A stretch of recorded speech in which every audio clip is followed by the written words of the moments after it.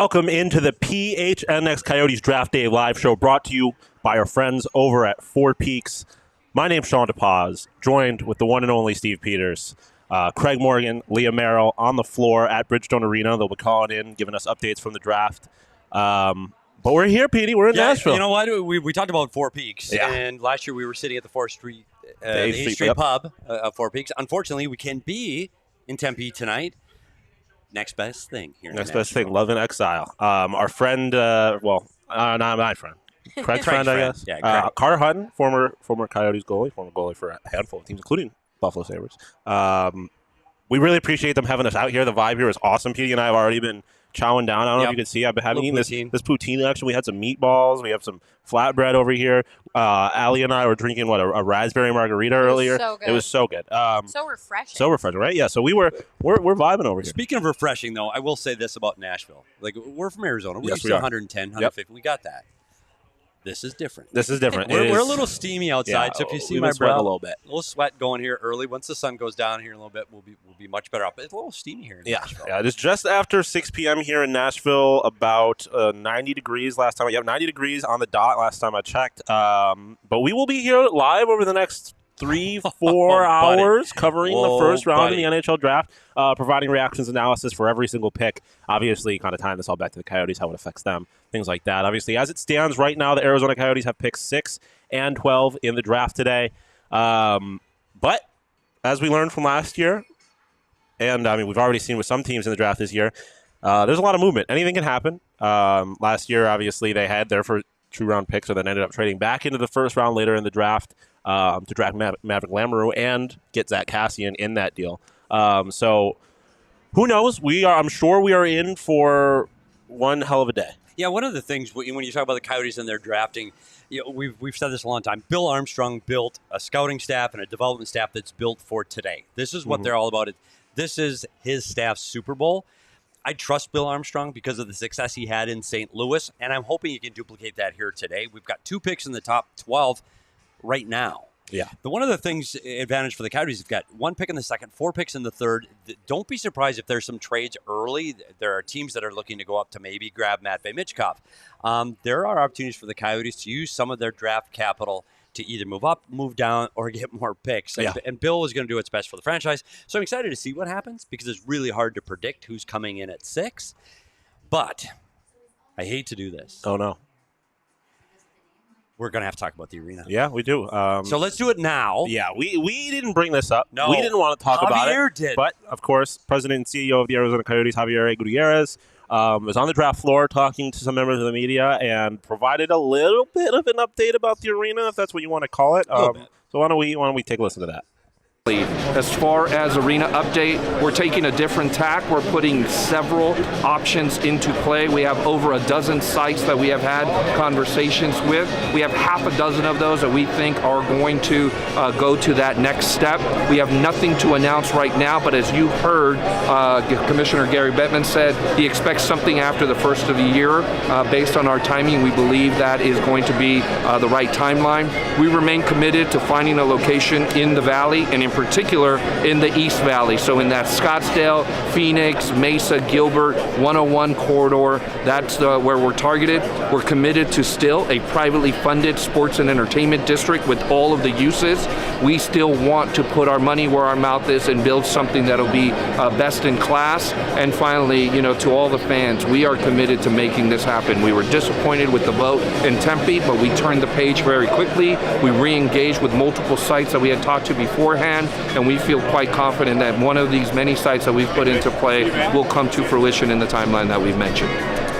So, I mean, look, Javier kind of reaffirming a lot of what we've already heard, but maybe giving a little bit more details. It looks like they have about half a dozen sites that they're pretty seriously considering. The location, kind of what we already expected, East Valley. And the timeline, he reaffirmed kind of, I know there's a little bit of confusion on that because they had said hopefully around the start of the season. Gary said by the start of the new year.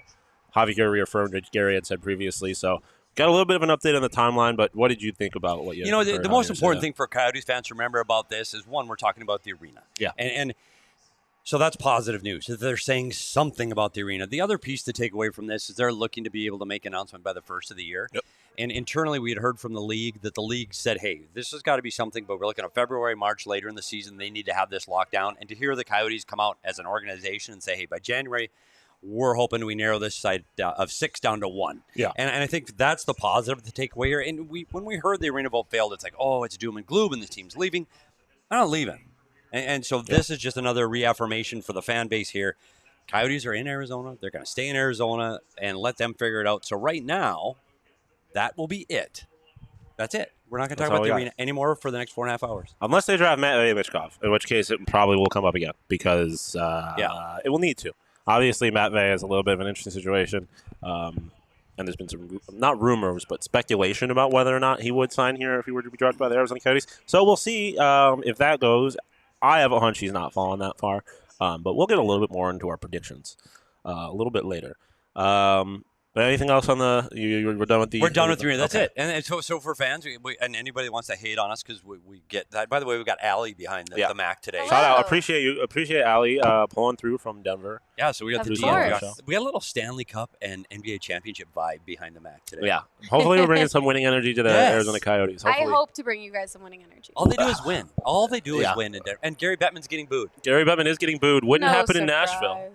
Wouldn't Look wouldn't at happen that. in Phoenix. I don't think. No, and we had a small group here of some of our diehards here, and we told them to cheer Yes. for the pick. And I don't think it's fair that Gary, without Gary Bettman, this team has already moved Yeah, I agree. You'd also think, how long has Gary Bettman been the commissioner? for a long time. Yeah, over so, 30 years. Yeah, a long time. Before you think, I mean, Nashville might be a little bit more appreciative. Yeah, thank A franchise that probably wouldn't be here without Mr. Bettman. Exactly. Speaking of Nashville, we talked about it a little bit already on your live shows, but Nashville is the perfect city for an event like this. So you know what? The one thing about Nashville, it's a small, big city. Yes. And it's centrally located. The arena's there, bars, restaurants, hotels, everything is right there, walking distance. This is the city to throw a party like the NHL Draft. It's phenomenal. You see the stage they have on Broadway showing the draft live? Yeah, That's it's unbelievable. phenomenal. Yeah. Jody Messina was out there earlier tonight. So this is the place. And they've had drafts everywhere. Yeah. But you do in those big cities, you do Toronto, you do New York. Like, it doesn't have It kind of gets lost. vibe. Yeah, I agree. I'll say one thing. Our Airbnb was on one side of downtown, Love and Exile on the other side of downtown. We have not had really taken Uber longer than 20 minutes since we've been here. So it's a very No, it's been great. Very nice. And I don't know if you saw, we made it to Tootsie's. We did make it to Tootsie's. You made it once or twice or 3 times. Yep. Met some people there. Probably won't be our last time in Tootsie's. We're going tonight. What do you mean? Yeah, there we go. I didn't say anything. Hey. I'm not saying anything. I've just heard of it. What happens in Nashville? What happens in Nashville they stays say. in Nashville, including the feral people. That's the story. Oh, Do we want to tell that story now, or do we want to tell it at all? Should we? No. No, we're gonna leave it. Okay. We're going to say that for the diehards that are here. Yeah, that's a good idea. I will say this, though, and we're not going to talk anymore about it, other than if you sit around with 5 creative people for a very long amount of time with any amount of alcohol or other things, the conversation gets interesting. And it was very intellectually well thought out, but extremely off the rails. So anyway, I enjoyed the company I spend here. These guys, this PHNX staff, incredibly bright, creative, fun. So we're having a great time here in Nashville, and we hope the Coyotes organization continues that trend and we continue to have fun tonight as the franchise moves forward finally. Yeah. It's the next step in the rebuild tonight. Yeah, definitely the next step in the rebuild.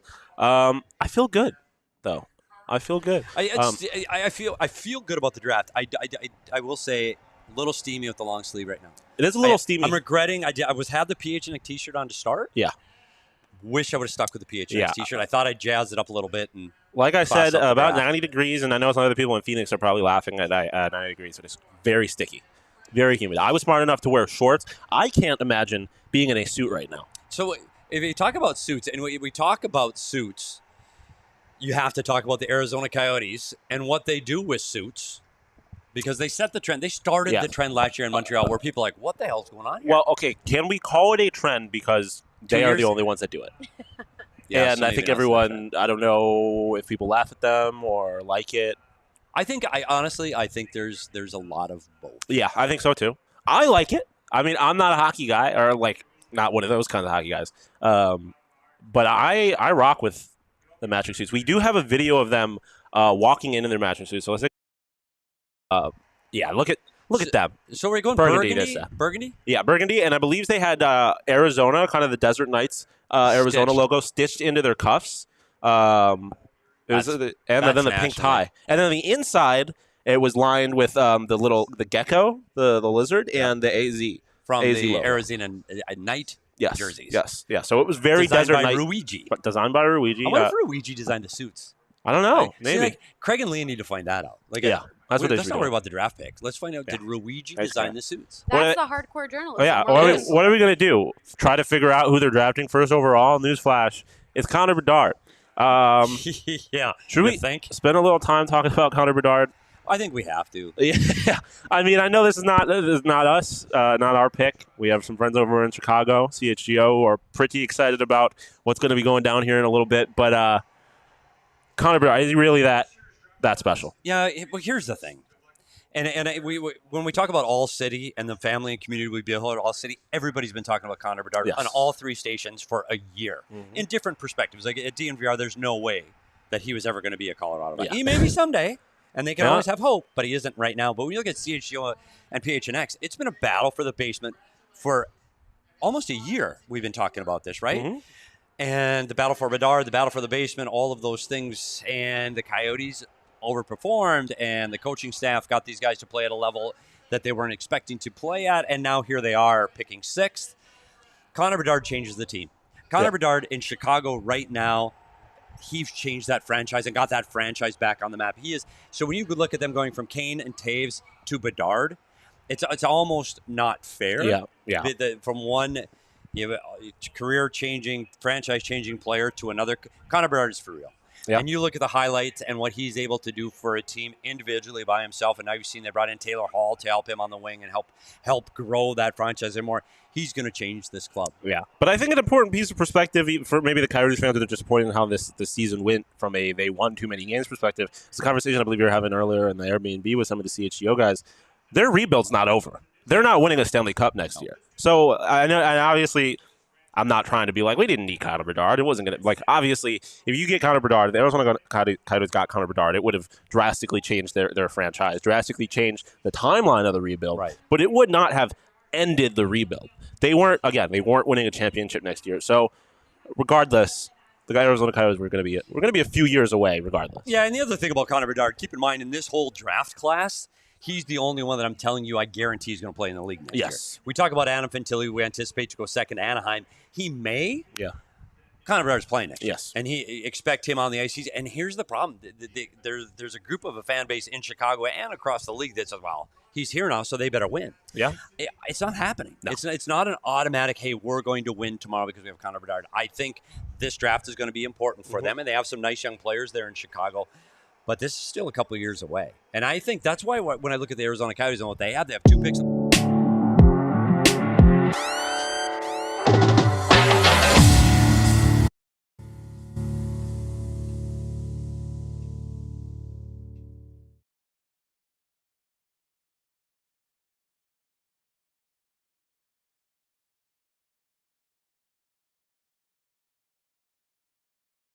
Ivor should be on stage with Chicago. Where is Norm?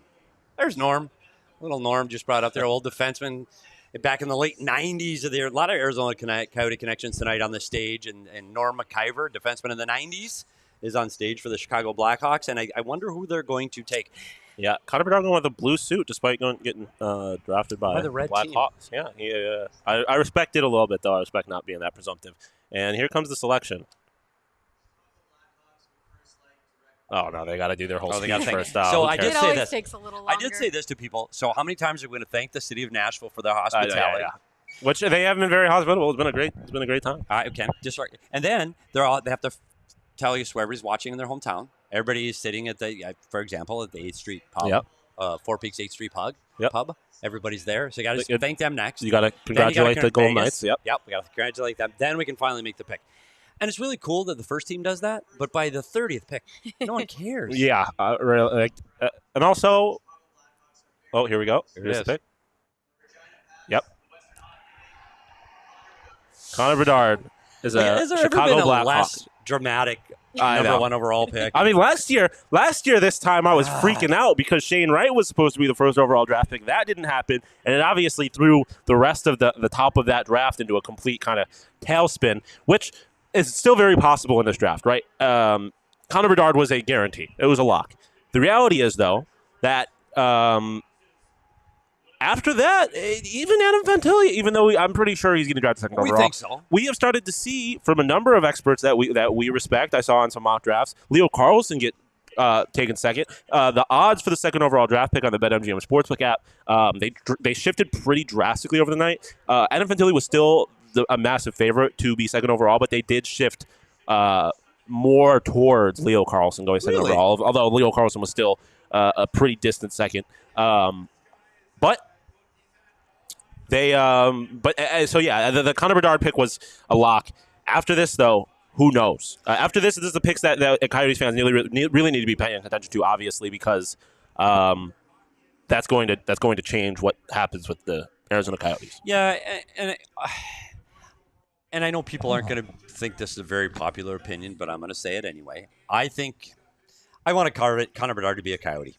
I did. I thought it would be great for that organization. I think they deserve to win the draft, a lottery at some point in their franchise history. That would be great. But for the league and the league's growth and people talking about a player and a team, it's an original 6 team. It's a huge TV market. Yeah. It's in the United States.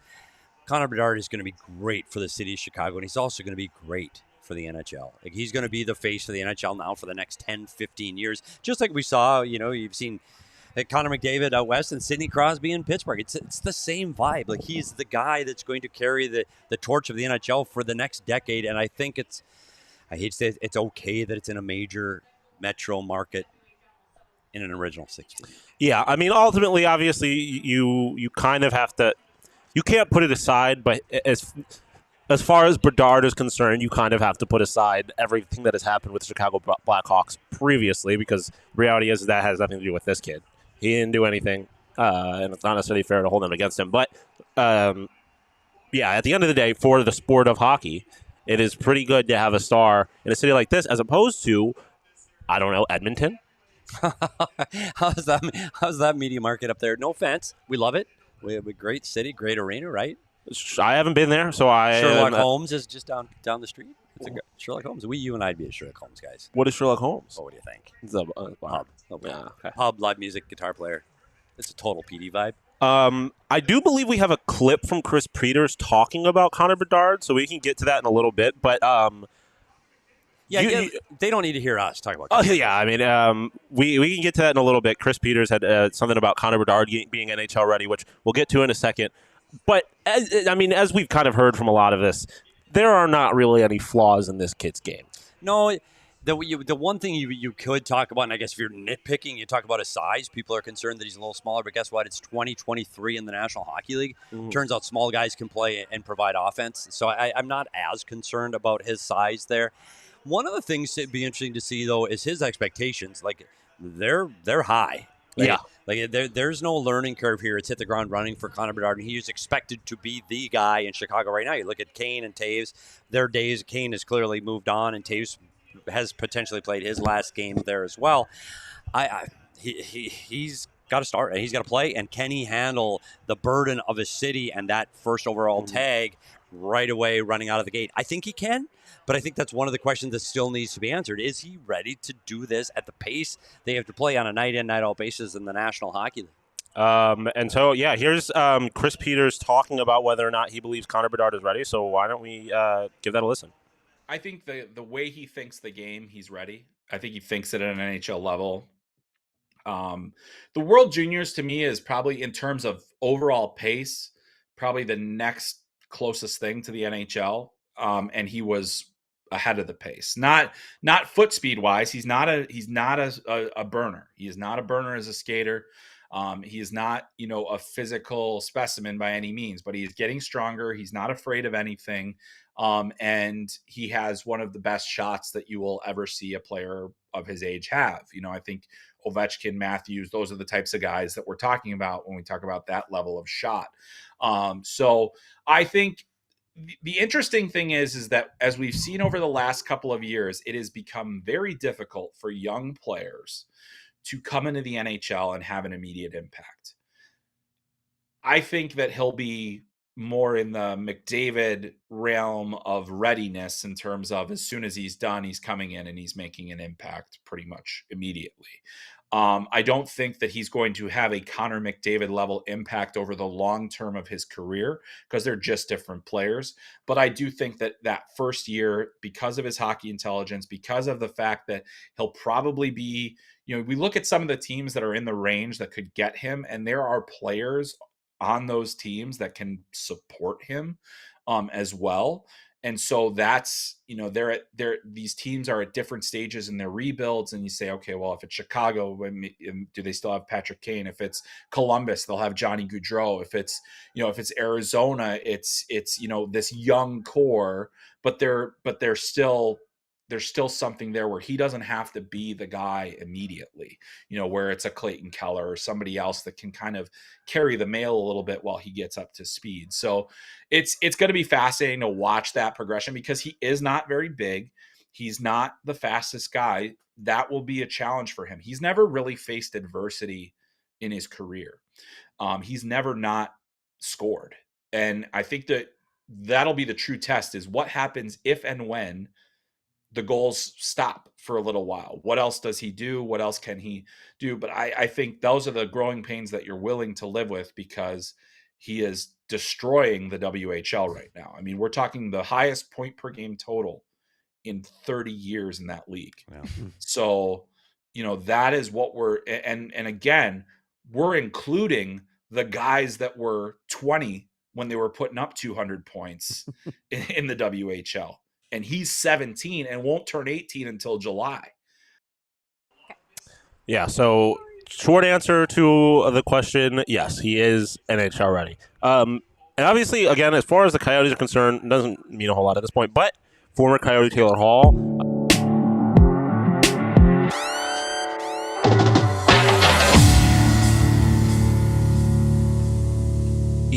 He affects Taylor Hall and the rest of this. Well, I think it's interesting they made that move, and I think they're looking for a veteran guy he can get the puck to help them right away. And you look at players like Lucas Reichel, they got young guys that are also ready to take that next step. I wouldn't be surprised to see Chicago add another veteran. Okay, interesting. And I mean, one thing I think a criticism that's been leveled towards Taylor Hall a lot is maybe being a little bit of a selfish player. Something that they talked about a little bit on the DNVR Avs show yesterday.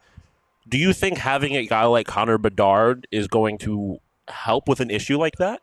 I do. He's going to have to get Connor Bedard the puck. Yeah, Connor exactly. Bedard's the guy. The Anaheim Ducks are getting ready to announce their pick.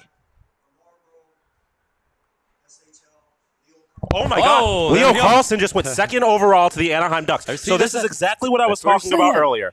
Leo Carlsson, obviously Adam Fantilli was the odds-on favorite to go second overall all day up until right now, and Leo Carlsson is an Anaheim Duck. So first off, the Anaheim Duck fans probably not very happy about that because I personally don't like this pick. Leo Carlsson, one of the top-ranked Swedish skaters, second-ranked Swedish skater, I believe, 18-year-old, or European skaters, excuse me, 18 years old, big guy, 6'3", 198. Wow.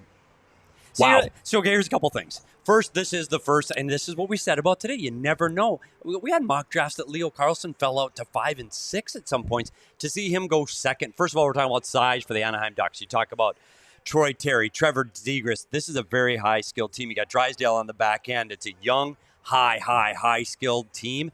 You throw Leo Carlsson in the middle ice with some of these young, skilled players. Oh, boy, howdy. I mean, I think he's going to adapt to the NHL game really quickly because of his size. But what this does, and again, we're going to look for the Coyotes' eyes on this.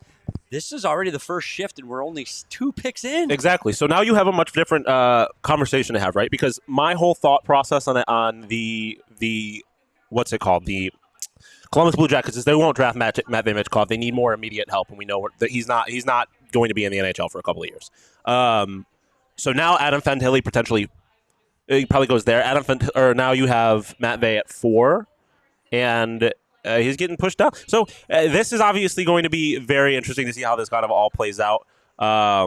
This would have been a great year to have the 6 over or top 5 pick. Yeah, and So let's go back to Anaheim here. One of the things I think this is a team that struggled mightily this season. I don't anticipate this is a team that's ready to start winning yet. But with Leo Carlsson, we talked about NHL ready. He's a guy that I wouldn't be surprised if the Anaheim Ducks try to throw Leo Carlsson into the mix sooner rather than later. You want to talk about chemistry with some of those young players that we already mentioned, and you might want to see him in the lineup a little bit early.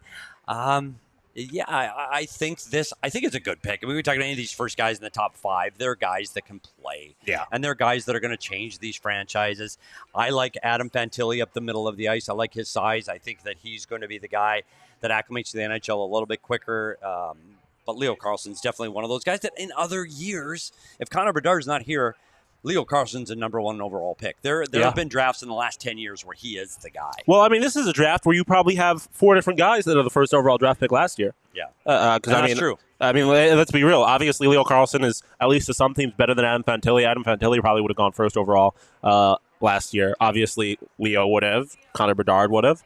So, wow. But see, this is the stuff that we've talked about for 2 months. Yeah. And what we don't know is we don't know what their scouts heard in their meetings at the combine. We don't know what their scouts were looking for as mixes with their team. They look at a big board and a big picture. We look at the micromanagement of, this kid's a really good player. They look, well, can you play with this guy? Can he help us here in this spot on the power play? And I think those are things that we miss. Yeah, Leo Carlsson got a lot of looks this year. There's no doubt that this is a guy that can help a team like the Anaheim Ducks. And let's face it, the Anaheim Ducks, they're in a position that I think they have some high skill players. Yeah. But I think the Coyotes are ahead of where they're at now. I think the Coyotes and their development and their drafting and the players they have in their stockpiles in their kitchen and where they're going to be after today's draft, I think they're ahead of where the Anaheim Ducks are even after this pick. It's an exciting guy to bring to the desert, though. So an update from the draft floor, because we see some people talking about the potential of trading up and trying to get Fantilli. Craig Morgan said, quote, tell the listeners that nobody is trading out of the top 5. They can't get Fantilli. So those dreams have been crushed by the one and only Craig Morgan. The Arizona Coyotes are probably not packaging 6 and 12 to move up to the top 5. I think if anybody's moving out of the top 5, it's probably going to be Montreal at 5, moving back with a team like the Washington Capitals, if they were trying to get a guy like Fantilli. Or, excuse me. Michkov, exactly. I know there's so many names. Here's the other thing I'm going to throw in as a positive as ESPN talks to Pat Verbeek, the general manager. I would like to say that this will be nice after tomorrow, because we got a recap show tomorrow, that we don't have to talk about Bedard, Fantilli, Carlsson, Will Smith anymore. We've done it as a team that's a tank team, rebuilding team. Yes. This is something we've had to talk about for a year. Like, buddy, I'm draft worn out right now. Yeah. And guess what? We're going to start talking about it again. All over again. Yep. And who's the kid next year? Celebrini, exactly. Celebrate for Celebrini. Macklin Celebrini. What a name. The Arizona Coyotes select. With the first overall draft pick. Got a nice ring got it going. Got a nice ring. Celebrini. Michelli and Celebrini. Oh, we talked about that. The Italian line? Celebrini. Yeah, and Michelli to Celebrini. I like it. Like where they're going. So the Columbus Blue Jackets pick is in. Again, this is going to be a pretty interesting pick because I don't expect that they take Matvei Michkov here. One would assume that Adam Fantilli gets drafted here. But again, people presumed Shane Wright was going first overall, and then they presumed third, and neither of those happened. He ended up going fourth overall. So who knows? Well, here's the other thing with Columbus. This GM, who the hell knows? Yeah. Like Johnny Gaudreau out of Calgary. Oh, there's no way to go to Columbus. No, he's there. And how about the new head coach of your Columbus Blue Jackets? Mike Babcock? Are you out of your mind? Like, buddy, here we go. Here we go. The Columbus Blue Jackets are announcing their pick. It's got to be Fantilli. Thank yous for Nashville and all that. Tootsies. Oh, boy. I get it, but why? Well, he's ready to tell my stories. Fans. Yep. The Columbus fans are called the fifth line. Columbus's famed hockey fans. Like the 12th man in Seattle? Yeah. That same? That's uncreative. Oh, here's the GM. Here we go. Off the board. I swear to God, if a team's going off the board, it's him. There we go. Adam Fantilli drafted third overall by the Columbus Blue Jackets. It makes sense. Like I said, I don't think Matvei was ever really an option here. They need more immediately help. or immediate help. But Adam Fantilli Columbus might have gotten themselves a hell of a player at pick 3. I love Adam Fantilli. So do I. Yeah. I mean, he led all scores in the NCAA last year. Wins Obie Baker's a freshman. Like the kid's an unbelievable player. He's big. He's sturdy. He's ready to play now.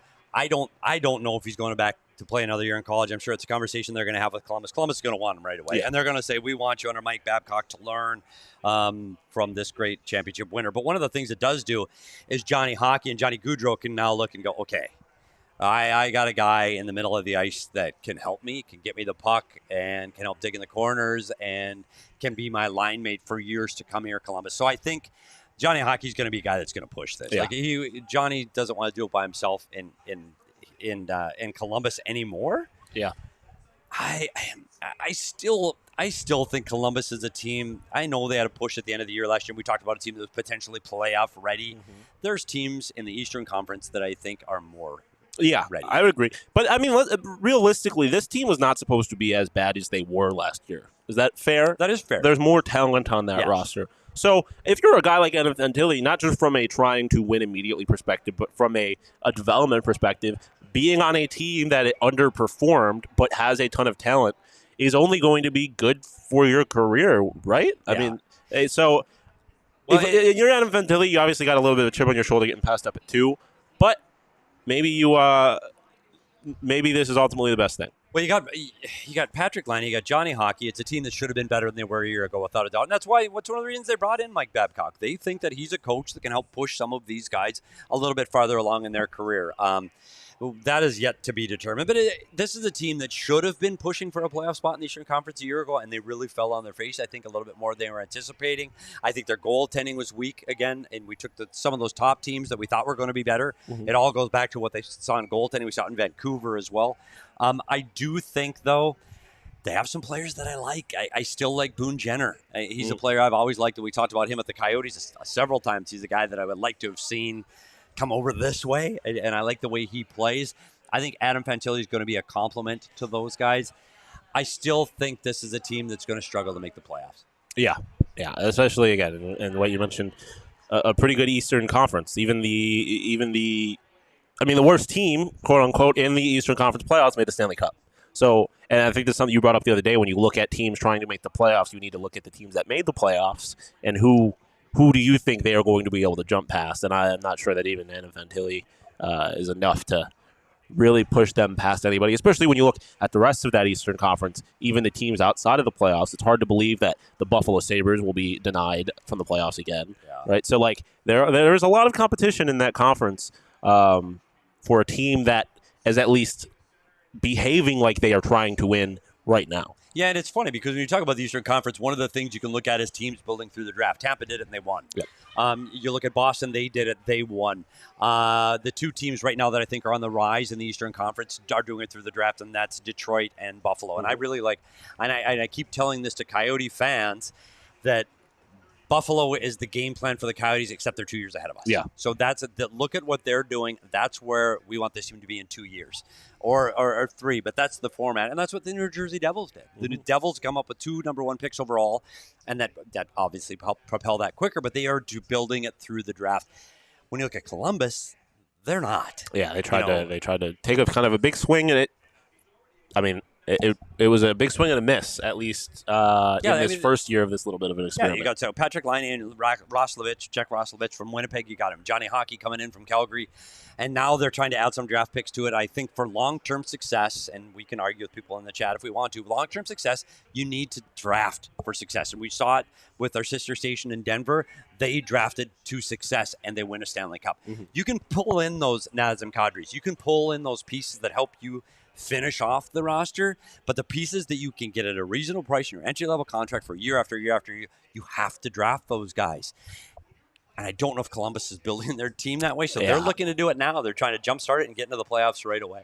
Questionable. I can't say I really buy into their kind of method here all that much, but time will tell. Currently, the San Jose Sharks are on the clock. They have about 1:05 left until they have to make their selection. Where do you see that? Bottom left. See the clock counting down? Oh God, Yeah. you guys. So one thing about working with all you young kids, you see stuff like that. Yeah, Like, I mean, didn't see that. in PD's defense, the projector that we're looking at right in front of us, since it's still a little daylight out, is a little lighter, and he's got a camera in front of him, so it's kind of out of place for PD to see. But hey, that's what I'm here for. So it's a minute away from the pick, and this is where the drama starts. Yes, for this the Arizona is Coyotes. This was the first opportunity in my mind for Matvei Michkov to be taken off the board, and I guess by virtue of that, for a team to try and trade up into one of these Matvei Michkov spots again, keep bringing up the Washington Capitals, but we'll see. So, if you are the San Jose Sharks, considering their situation, and the pick is in, so we will figure out in a minute, do you take the risk on Matvei Michkov, or do you go with a Will Smith or something along those lines? To me, the San Jose Sharks are behind the Coyotes where they're at in their rebuild. So if you are going to do it, this is the team that can wait for Matvei Michkov. They're not ready. Yeah. This team is clearly not ready. They're not ready to win. The Coyotes are already trying to move through their rebuild. They're not ready. I don't think this pick to me shapes the rest of this first round.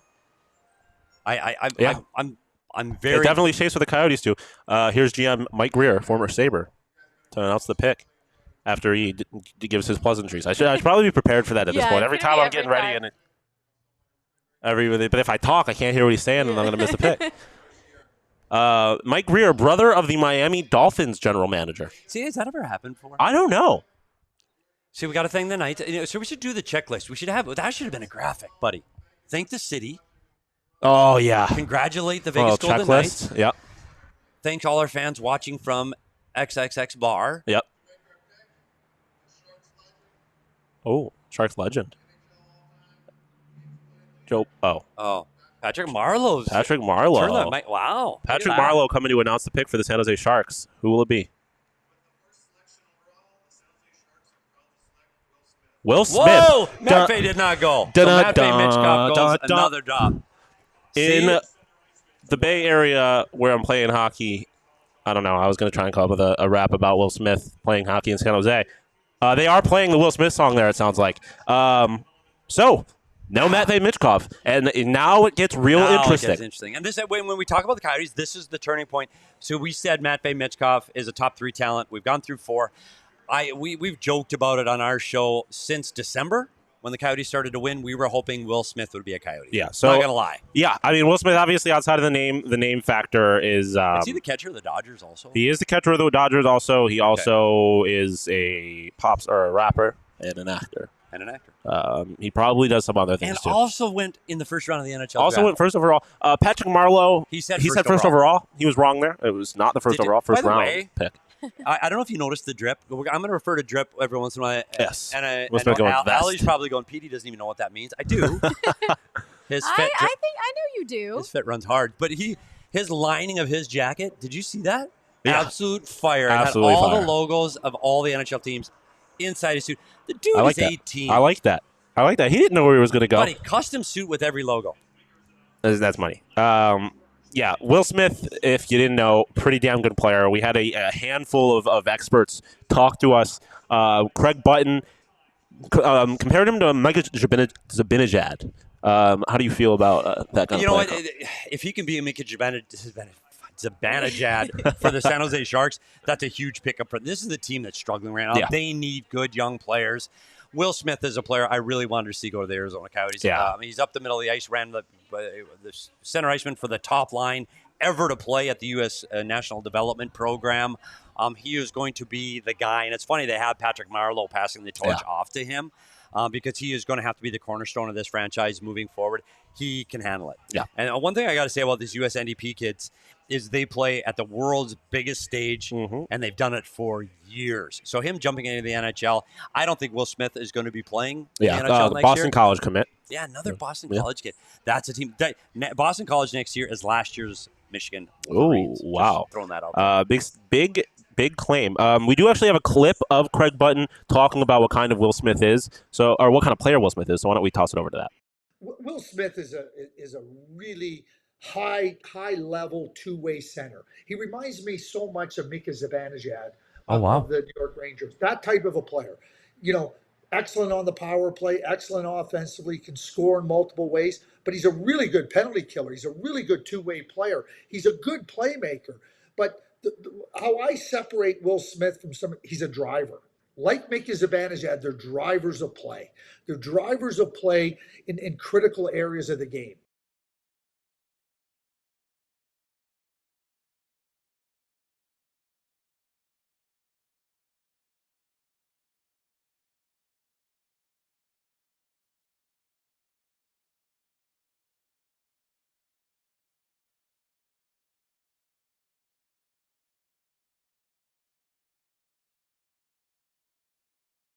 In his critique of one of his guys, but still, Can you imagine coaching that team? No, I literally can't. Not fair. Like, yeah, I'll coach that team. Yeah, I can't imagine that.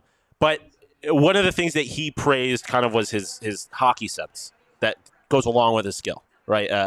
Just a very smart player. So why don't we take a listen to what Dan Muse had to say? Yeah, coming off a great season, a great 2 years here, hockey sense is through the roof. He's got this combination of that hockey sense with the skill set that he has, just his ability to, he can create with time and space. He can create with no time and space. The way he can find players around him, it's just at a crazy high level. And he's a guy that can create offense with the shot, create offense with the plays that he can make. But it's just the way he kind of sees the ice. It's the way that he sees time and space. The way he can anticipate the next play, anticipate things developing, is a huge part of kind of what is, the reason why he is where he is right now and why he's going to continue to develop and why he's set himself up to have the kind of year and the kind of 2 years really that he just did. Obviously pretty high praise for him. And why a guy like Will Smith was so highly, coveted by a lot of Coyotes fans. But now, obviously, while the Montreal Canadiens are on the clock, we have to have the Matvei Michkov conversation. Yeah, and this is where we've been at. We so far, I will say moderately according to script, we did feel Matvei Michkov, and on our mock draft, I think Matt Michkov went at 4 to San Jose. Sounds about right. I've seen a lot go to Montreal at 5. We saw Elliot Freeman report on Twitter that if Matvei Michkov drops to 6, the Arizona Coyotes are going to take Matvei Michkov. Now, I don't know how the meetings went today. The staff, was it yesterday? Yesterday, I believe. Yesterday. Yeah. So GM Bill Armstrong met with Matvei Michkov yesterday. Is this the pick? There's a lot of feeling with Montreal that they have a very strong scouting contingent responsible for scouting over at the KHL in Russia, and they thought that this is a player they could get over to North America, and they felt pretty confident that he would be a guy that could play for them. We'll see. The selection for the Montreal Canadiens is in, so we'll get to that in a second. Who knows if it's going to be in the next 5 minutes or not, as they give their... Can you do the checklist? Very good. Reparche. Bonjour. Bonjour. Bonjour, my bon ami. And this is not only this, we got to listen to it in both languages. But he doesn't speak French. That's right. He's an American, is he not? Yeah. So that was a big thing last year with the Shane Wright thing. Oh, here's the French. Got it, buddy. Oui, mon ami. So I don't know if you saw our mock draft. If you didn't, it's a mistake because you should have. I actually had to bring Google Translate because I did pick for the Montreal Canadiens. Yes, you did. Even though obviously we're in the middle of the first round now, it would not be a bad idea to go watch that afterwards, see where we went wrong. Carey Price. Here's the pick. Carey Price announcing the pick. Whoa. So David Reinbacher, right? What do you do? Uh-oh. What happened? He forgot his name. Oh, Carey Price, Are poor you guy. out of your mind? Oh, no. That is so... I'll get to the ramifications for that in a second. Carey Price, he was like a class act, and I feel so bad for that man.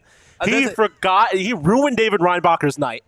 He ruined his draft night in a way, and forgot his name while announcing the pick for the Montreal Canadiens. Okay. David Reinbacher, the best defenseman in this draft. We've talked about him a lot and what he can bring to a team. What we didn't think was going to happen is him get picked 5th in the draft, because guess who is sitting there right now at 6? The Arizona Coyotes. I swear I didn't think Matvei Michkov was going to drop to 6. I did not think Matvei Michkov was dropping to 6 either. And now, does GM Bill Armstrong trade this pick now? That's a great question. We just got a super chat from Alltex, I believe. Let me pull that up because I don't have the YouTube up in front of me. Our friend Alltex. Last year, about a year removed from the greatest day of his life, the trade that brought us Zach Cassian, Alltex said that Will Smith screwed up the Fresh Prince lyrics. I've never heard something more cringe in my entire life. Yeah, if your name is Will Smith, you got to know every single word. That is fair. So, okay. That's fair. Do you want to spend time talking about David Reinbacher, or do we better want? give him? Can we give him 30 seconds? Did Yeah, anybody have anything, absolutely. Did anybody have anything great to say about David Reinbacher? We had a decent amount on David Reinbacher. If I can get my stuff. So yeah, Chris Peters. He spoke about him, and he mentioned his really good skating ability. Moves the puck extremely well. Said that he has the highest production of a U18 defenseman in the Swiss League since Roman Josi. Get out of here. I think we've got his quote there, so I don't know if we need to hear him. I think we should start talking Coyotes now. Because their pick is next. I think we go to Coyotes. That's fine, man. I think as a Coyote fan sitting there watching PHNX right now, I think we're going to jump from the David Reinbacher and his influence on the Montreal Canadiens for next season. Yeah. Great pick. Great job, Montreal. But what happens now? Obviously huge for us.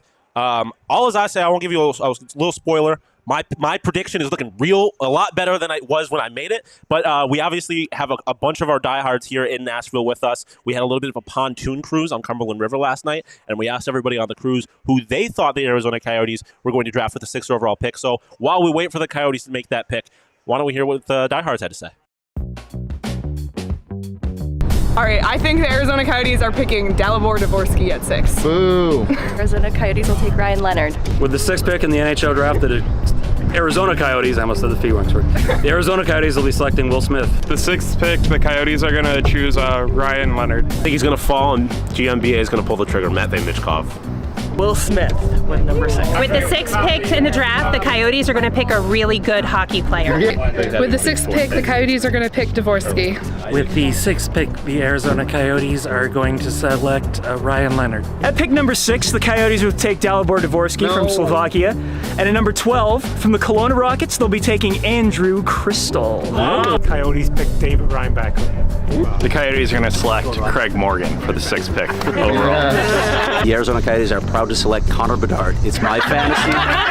It's my fantasy. You can't do anything about it. You think Connor Bedard slips past the Chicago Black? No, he's not. He's not going to slip back. He said that. Did he? Yes. I missed the whole bit. You're all good attention, yeah. Just like the show runs. It's Ryan Leonard. Take this. I think they should take the scrappy American and Ryan Leonard with the number 6 pick. Right from what I said there, Ryan Leonard is a guy I've been talking about Ryan Leonard for at least a month. When we saw where they were going to fall, I like Ryan Leonard. I think he brings that scrappy energy that's what the Arizona Coyotes play like. That's what their coach preaches. He's a Coyote to me. Ryan Leonard is an Arizona Coyote in the way he plays.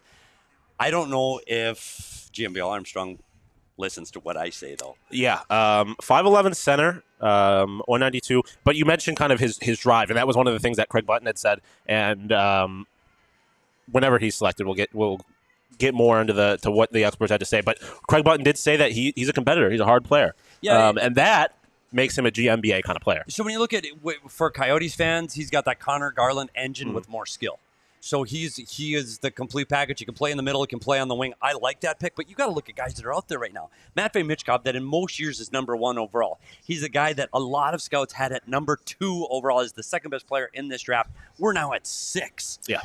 Generational talent, could be the next Alexander Ovechkin. I mean, this is a big deal.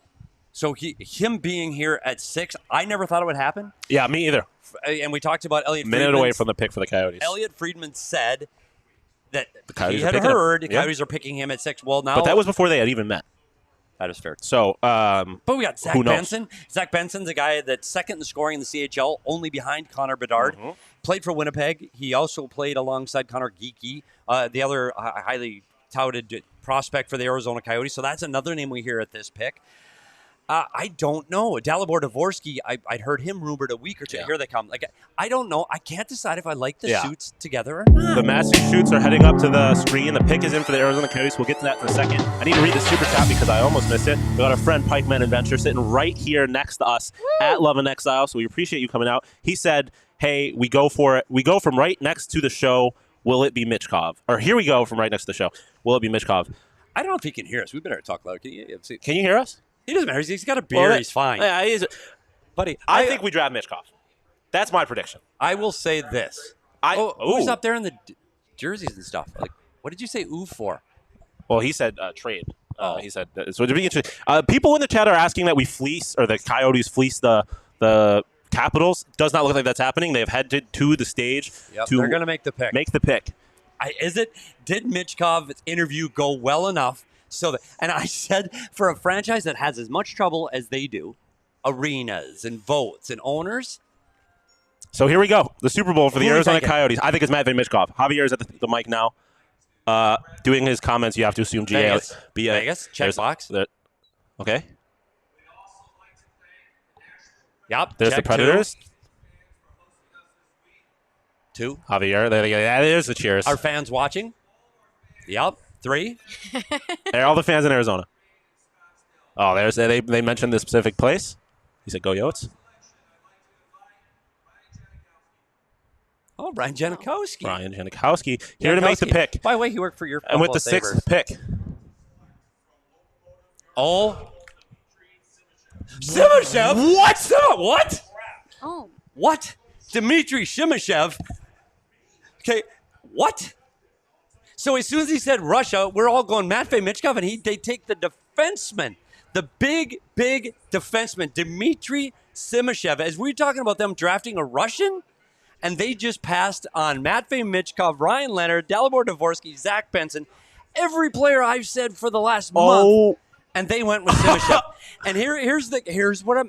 First of all, I trust, and I keep saying I trust this coaching staff or scouting staff, but I thought Simashev would be a player they could look at 12.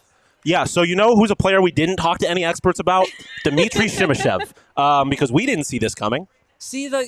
Again. And now the Washington Capitals, unless the Philadelphia Flyers have something to say about it, are going to get their wish at pick 8 and get to draft the Russian. At 8. At 8. Without making any trades or giving up any assets. Dmitry Simashev himself looked shocked when the pick was made. Listen, I'm sick to my stomach. I'm not going to lie to you. I'm not going to speak for all Coyotes fans, but that, in my mind, is insane. It looks like people are upset. Fate versus Will in the chat saying that that BA had to have known something. The only thing that he could have known is that none of the other players available were going to sign with them. Because otherwise, what? So our talented host, who is at the draft floor right now, Leah Merrill, she does an outstanding job helping us. She just texted me saying, of course, they drafted a player that we have nothing on. We have talked to 4 draft experts over the last 2 months, and we went through the top 20, and guess who we didn't talk about? Dmitri Simashev. But I will say this. He's 6'4", 200 pounds, and he is put him next to Maverick Lamoureux. That's going to be tall. Simashev, the 19th ranked European or international skater, 19th ranked just amongst international skaters. Talked about a guy that you could get at 12. But this is the conversation that gets had a lot leading up to the draft, and usually people are on the best available side, but it's the best available versus best fit conversation. And one thing we have talked about with this team a lot is how desperate they are for defensive prospects. Well, we've talked about this team building from the back end. Yes. And they needed some help in the back end. There is no doubt about that. This is a concern pick for me. And one, I trust some draft experts. I'll say this. I trust Bill Armstrong and the scouting staff he has put together. However, when you look at what Dmitry Simashev has projected out there among the people that know and watch more games than you and I, have this kid projected in the middle of the draft and then all the way to the 3rd round. Simashev, he's interesting at his size. I just don't know if they really thought he wouldn't be there at 12. I don't know. He's a name we never heard. We didn't hear this from anybody. We said, who are the top 3 defensemen of the draft?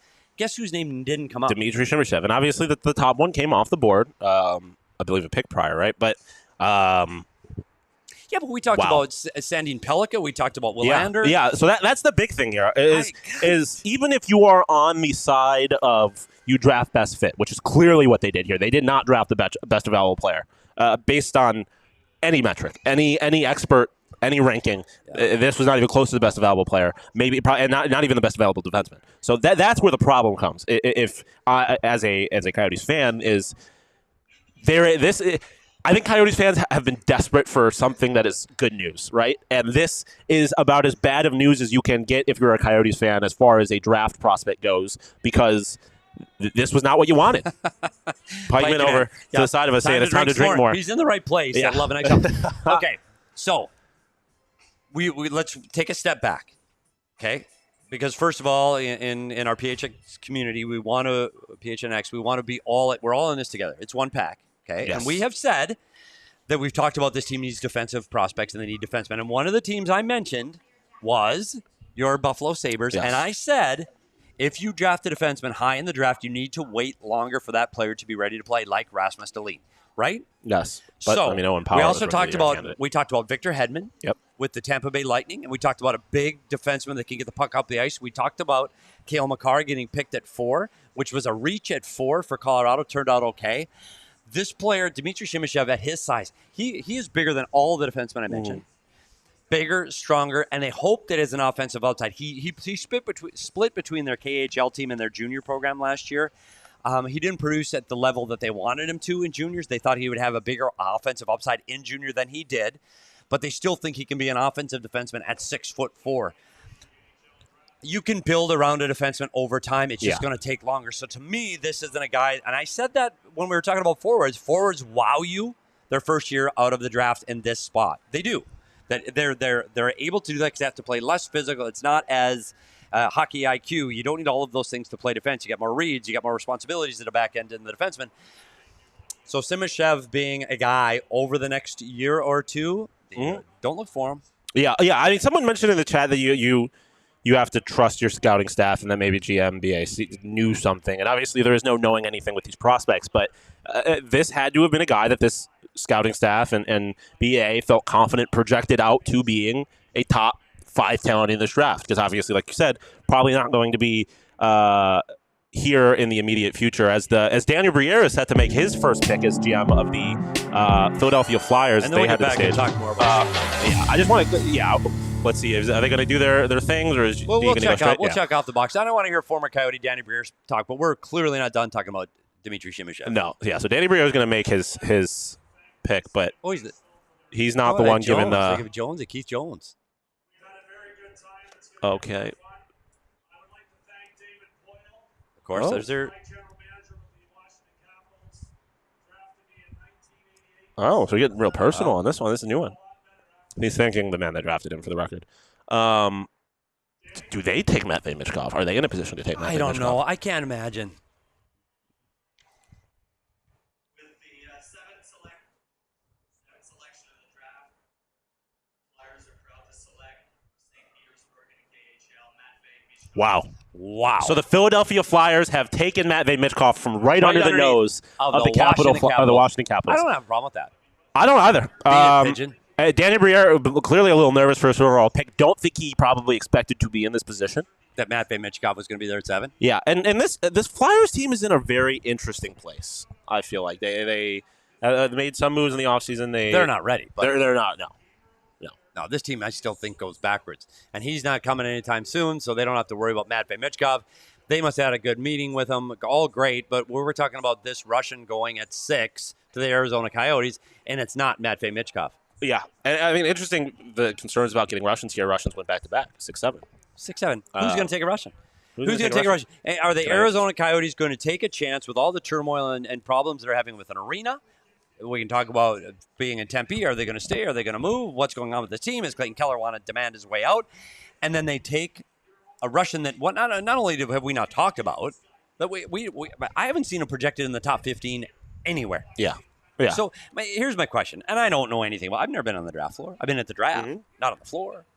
So are we going to look back? And I don't want anybody, and that's our fan base, to look at this, at the Arizona Coyotes fan base, and go, "Oh, they blew it with this pick." How the hell do we know? Yeah, no, and so that's one thing I wanted to say, because someone in the comment, Albert in the comment earlier said that I need to relax by saying this is bad news. I don't want to say that. It's not bad news inherently because he's going to be a bad player. That's not what I'm trying to say. What I'm saying is I think for a lot of Coyotes fans who had high hopes for this draft and then see Matvei Michkov available there, to them, this feels almost like bad news because you can see by the reaction in this chat that a lot of people do not like this pick. Yeah. And understandably so. But some of that's our fault. Yeah, I mean, honestly, because the names we've talked about over the last 2 months, none of them include Dmitri okay, Simashev. well, I'm not going to let you put that blame on us because nobody, the experts, weren't right. talking about him either. 100%. So I mean, this clearly. I mean, you look at his face when he got selected. This was clearly a surprise to a lot of people, including Dmitry Simashev himself. But I am not going to allow that to completely shake the faith that I have had in GA or GMBA up until this point. Is that fair? No, it is fair, and that's what I've said all along. Like, whatever he picks, he's a guy that he trusts his scouting staff. He built this staff similar to what they built in the St. Louis Blues that wins the Stanley Cup. So if he thinks this team needs to get built around a 6'4", 200-pound Russian, buddy, who am I to say no? Everybody we talked to said what? This is a forward-heavy draft. They said this top 15 picks, you might get one defenseman to go. To see us pick a defenseman at 6 and not one of the defensemen we talked about is just surprising to me. I'm not saying it's negative. I'm not saying it's a bad thing. It's just surprising. So when we talked about somebody going off the board and going off the reservation to pick somebody different, well, I guess there's the team that did it, and it's your Arizona Coyotes. And the last time that they went this far off the reservation for a pick, it was for Blake Wheeler. And at the time, Blake Wheeler wasn't even in the top 50, and they pick him at 5th. Blake Wheeler turns out to be the captain of the Winnipeg Jets and an outstanding right-wing giant defenseman that should have been Shane Doan, and Blake Wheeler 1-2. So they knew what they were talking about. I'm going to trust this staff that they know what they're talking about. I was getting attacked by bugs up back there. She also put a poll in the chat asking how you feel about the Coyote selection at 6. So make sure you vote in that. The ad man himself, Max Simpson, with the $9.99 super chat from back home in Phoenix. So the nice glad of vino for the lads. We've got tremendous selection of vino for the lads here at Love and Exile. Can wine. They got a bunch of stuff. By the way, we're having can wine later. Yeah, for the record, if you're being like, why aren't you drinking? First off, I was. Secondly, this is a long day. We got a whole other show after this and another day here tomorrow. So trust, we'll get there. All right. Do you have anything else to say about? So I wanted to go back to Bob McKenzie's, and we talk about Bob McKenzie's. We look at him as the Bob father for a reason because he compiles this after talking through numerous scouts, and he compiles this on a numeric weighted value based on what a large number of NHL scouts tell him. And he's talking to the biggest scouts and the guys and relationships he's built over a very long time. He has Dmitri Simashev at 19. Yep.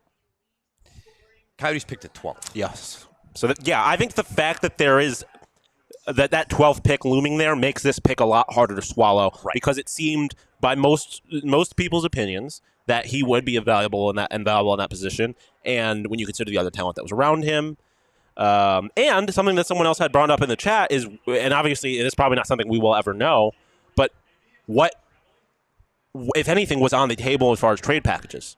Yeah, especially now with the Flyers taking Matvei Michkov. And that's what we talked about. So now if Washington's sitting there, we've heard rumored they were very interested in Michkov, Yes. and if they could pick up 2 spots to take a guy that is going to be a game changer, were they interested in trading that pick? It's something that Craig Morgan's going to have to ask, and the boots on the ground with Lee Merrill are going to have to ask of Bill Armstrong that's there. Was Matvei Michkov on the radar? How did the meeting go with Matvei Michkov? Did you think of trading with the Washington Capitals to move that pick? Do I think that Dmitry Simashev would have been there at 8? Yeah, I do. I don't think after seeing what the Flyers did, of course, what the Flyers did, and now we're going to see the next picks coming in. Yeah, so now the Capitals, I don't know if their plans were kind of thrown into a little bit of a blender here with Matvei getting taken immediately before them. The pick for the Washington Capitals is in. They will most likely not be drafting a Russian, if I had to guess. You don't think they're going with I don't 3 consecutive Russians? think they're going with the third best Russian in the draft. No Russian is getting drafted. How many times have we said? No, everybody's staying away from Russians. We see Russians back-to-back, 6 and 7. And it's not Matvei Michkov. And even a Matvei Michkov wasn't the first Russian off the board. That is crazy. Crazy. So, Matthew Wood's out there saying, now if Matthew Wood goes now, Matthew Wood's a guy that the Coyotes really want at 12. And that makes it even tougher to swallow. Could have taken him at 6. So here they do their things. After this pick, we probably should start shifting a little bit more towards what they do with the 12th pick. 12. But let's see while they give their antics. There he Ryan goes. Leonard off the board at 8 for the Washington Capitals. They went from Matvei Michkov to Ryan Leonard. All right. So here's what I want to say. This is the guy I've liked as soon as the Coyotes landed in 6. This is the player I like, is Ryan Leonard. So what I'm curious to see what he's able to do with the Washington Capital team that's Stanley Cup window is closing. And they're a team that, honestly, they're older. They've got a lot of experienced players. They're going to have to move on before I think Ryan Leonard is a player here. I don't think Ryan Leonard's going to be a National Hockey League player for the Washington Capitals this upcoming season. Yeah. I do think it's a good pick for the Washington Capitals. I do think he's a very scrappy right wing that's going to be able to do a lot of things. That's how he looks at his game. I still can't get over the 6th pick right now. I'm not sure. I got to keep saying it. I trust Bill, but I want Craig to ask Bill. Yeah. I mean, that's why we got Craig and Lee out there. They will definitely at some point tonight get us reactions, thoughts from BA. Hopefully get a chance to talk to Simashev himself. So we'll see. But yeah, again, on paper, this is certainly a bit of a shock for the Arizona Coyotes. What's that? Yeah, going way up the board. My next door neighbor's watching us live on a second Oh, look stream. at you. Or look at him, I guess. Look at us. Yeah, Dave's watching us back at home. So, yeah, Ryan Leonard was the guy that we were talking about is a competitor, right? Yeah, but look at he's 6'1", he plays bigger than that. Yeah.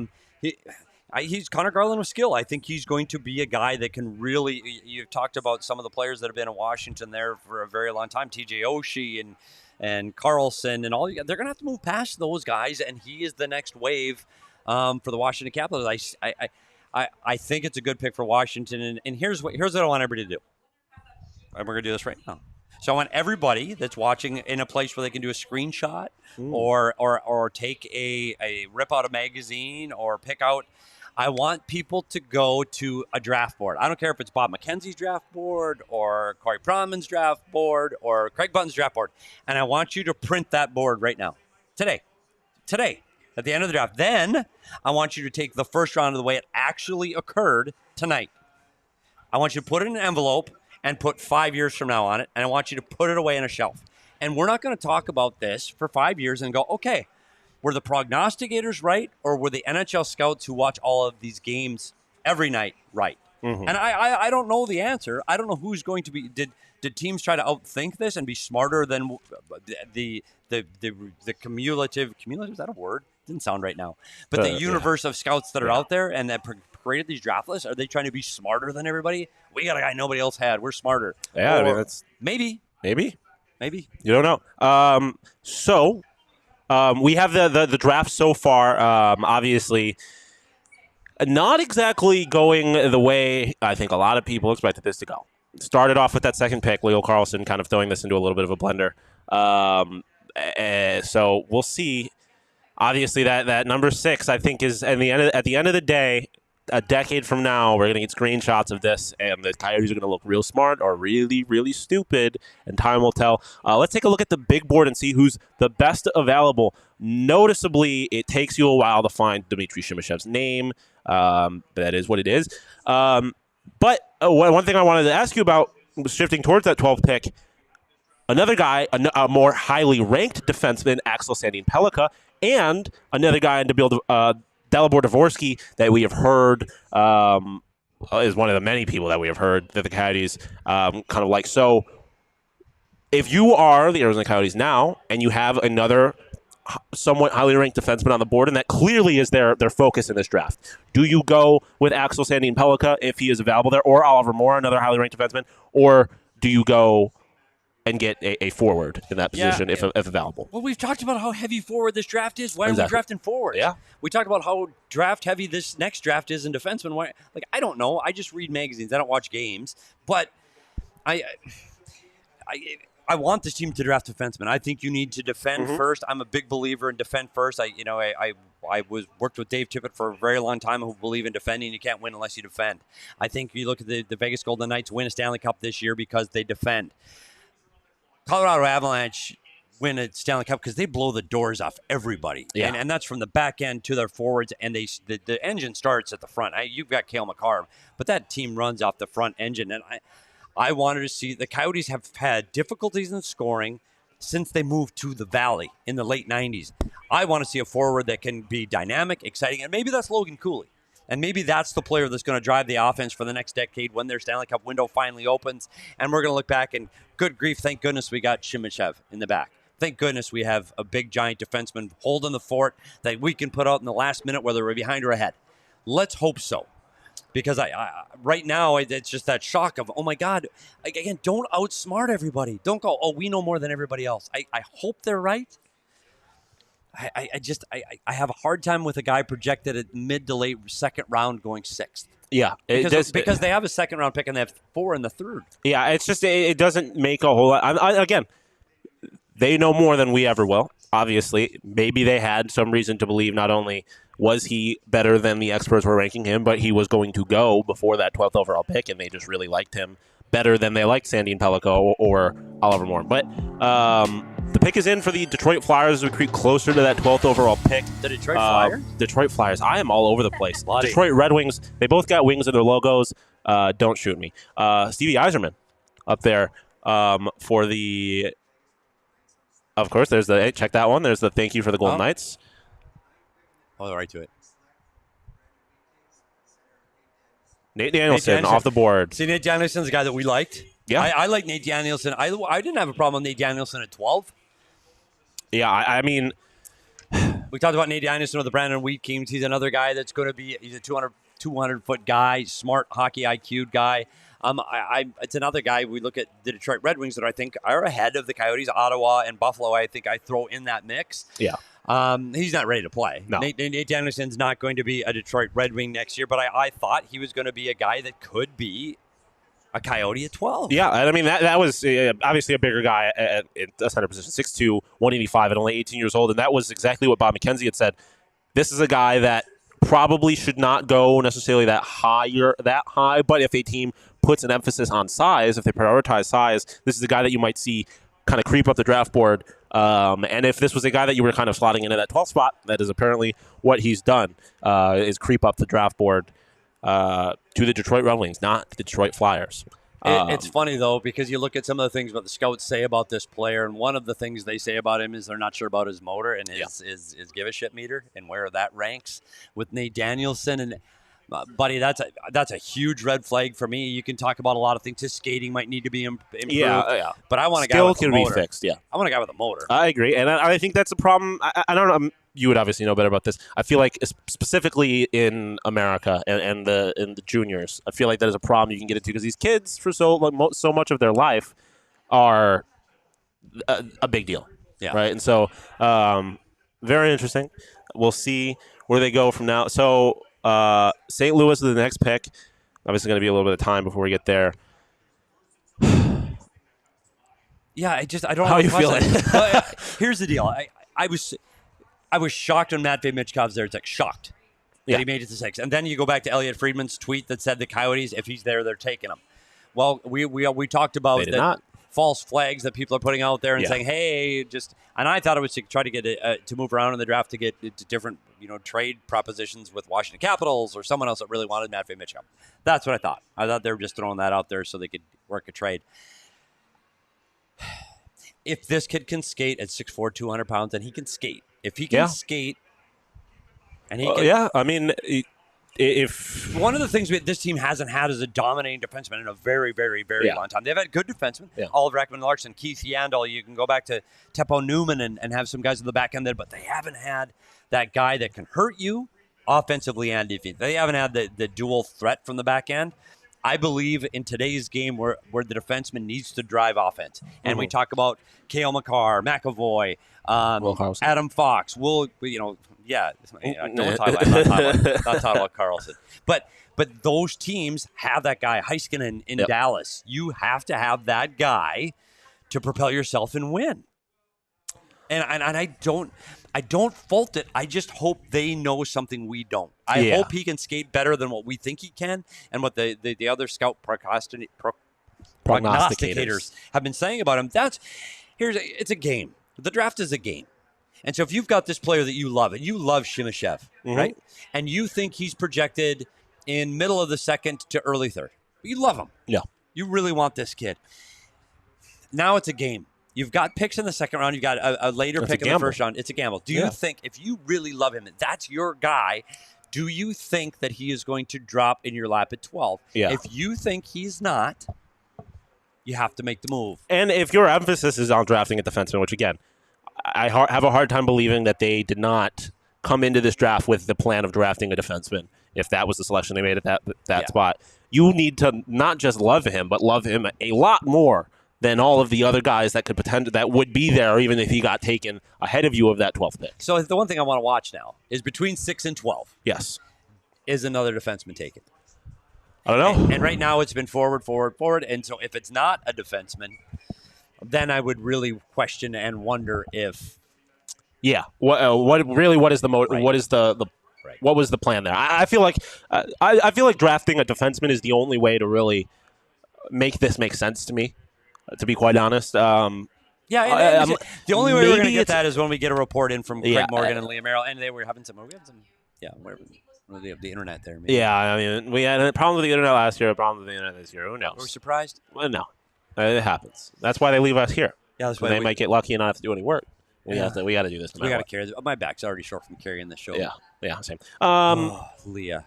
But I agree. Yeah, I think you have to draft a defenseman for that to make sense. Although a player skating back to the BA clearly likes his size. Matthew Wood, a UConn guy that if we come out of this Thompson. with Matthew Wood at 12 and Dmitri Simashev at 6, you've talking about guys that are two massive guys. Like both guys. What is Wood listed at? 6'3", 193. You get a 6'3", 200-pound forward, and you get a 6'4", 200-pound defenseman, then you clearly see what path he's taken. And especially when you look at what they did last year, when you look at Logan Cooley, Connor Geekie, you've already got Michelli, you've got Dylan Gunther. So you've got those small, high-skilled forwards are already a part of what you're building. We said it, and I'll take blame there. We have said it that this team is lacking from the back end. Like, they're struggling for a defensive prospect. You look at Soderstrom as a guy they drafted in the first round several years ago that they expected to take the step. He played several games at the end of the year last year. I still don't know if he's ready to carry the mail for this team. Yeah. And so you're looking at J.J. Mosier and Valimaki as the two guys that they've looked at to be their guys. Clearly, they're kids. Yeah. And they weren't projected to be what they are now. So Dmitry Simashev was picked, and in Bob McKenzie's, he was picked as a first-round guy at 19. And now it's time for the St. Louis Blues. And this is a team that had Parayko at the back end. They had a big defenseman. I don't think they would have looked for another defenseman in the draft, so I think he would have still been there. Yep. Yeah. Well, wasted no time. Dalibor Dvorsky didn't thank anybody for the St. Louis Blues. How about that? Yeah, not checking anything off the list None there. Of that. No thank you to Nashville. No thank you. Vegas, suck on that. Yeah, I'll None eat your heart out. What's that?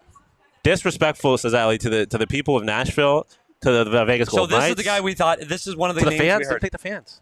This is one of the names we thought would be an Arizona College. Potentially 6'1", 200 Slovakian. This is a guy that we had heard a decent amount about potentially being a target for the Arizona Coyotes. Obviously, was there at 6. They did not draft him. Well, the one thing strong about his game, and I didn't like this pick for the Coyotes at 6. And I don't think a lot of people. I mean, you saw when we did our little video, Shane behind the camera started booing when the first person said Dalibor Dvorsky. And here's the deal. This is the guy that's not going to wow you with his skill. This is the guy that's going to play 200 foot. He can play in all situations. I think he's going to be a very good NHL player, but I don't think he's going to guy that's going to blow the doors off offensively. He has been, and the other thing I worry about with Dvorsky is he was elite at the under-18 tournament, that's where he took off. And they're showing the highlights right now from the under-18 tournament this year at the under-18 Worlds. He had an okay season. He was elite in the under-18s. Yeah. He was clearly Slovakia's MVP, but he could have been a guy considered for the MVP of the whole tournament. Yes. He had a great tournament. Yeah. I don't know if that's enough to put a guy that high in the draft. That's what my concern is when you put all of those things into one tournament. I think this is a pick that people are going to like. I think they're going to like that out of St. Louis. St. Louis fans are going to be happy with Dalibor Dvorsky. I wasn't thrilled as him as a Coyote, but I didn't even know who the hell Dmitry Simashev was. Yeah.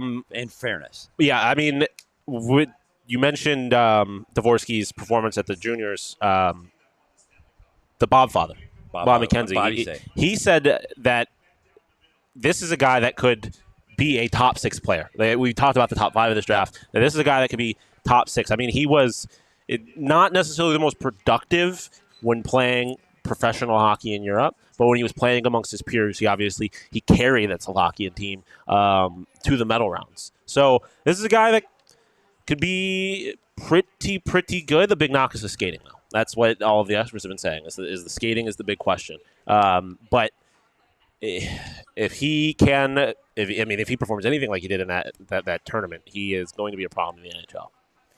Yeah, here's what's hard now. Doing the show, what are we at hour 1 right now? Believe so. I don't know. Yeah, we're an hour and 20 minutes. Hour and 20 minutes. And we've been talking about this pick for the Arizona Coyotes for a year, like legit for a year, right? And it started at some point with Connor Bedard, and then it went to, it's going to have to be Leo Carlson. Oh, it's going to be Fantilli, because they kept dropping or rising, depending on how you look at it. And then we said, it's going to be Will Smith. And then, now it's going to be Dalibor Dvorsky or Ryan Leonard. And then to go completely off the board to Dmitry Simashev, I don't want to say concerns me. It just shocks me. And it left me with a little bit of a hollow feeling.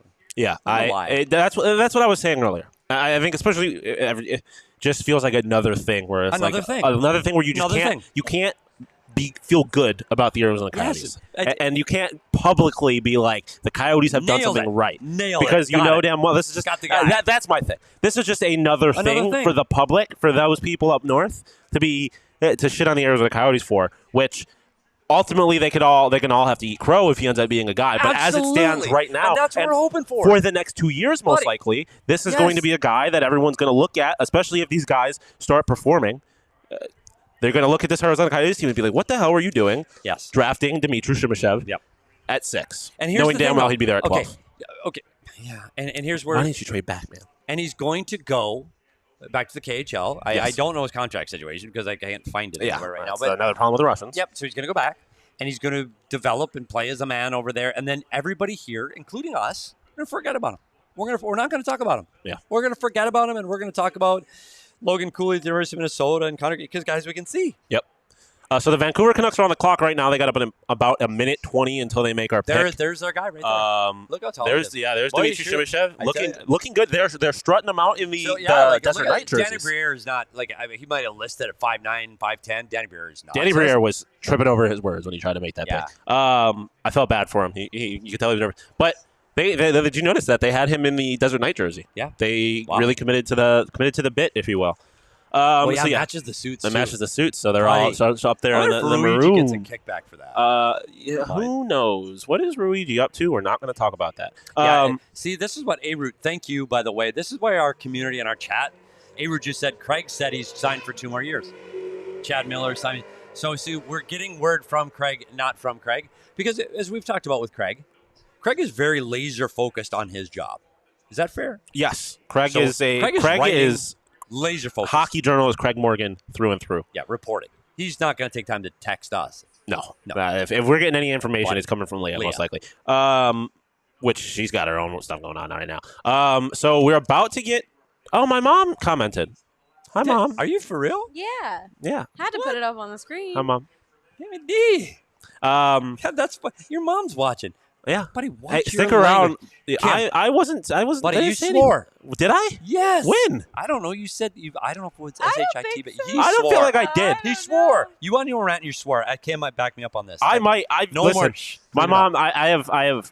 Once I went away to college and I came back, I started swearing a little bit more than I probably should. Slipped out about my mom a few times. She's yelled at me. I've tried to be good about it since I've gone home. So here come the Vancouver Canucks pick.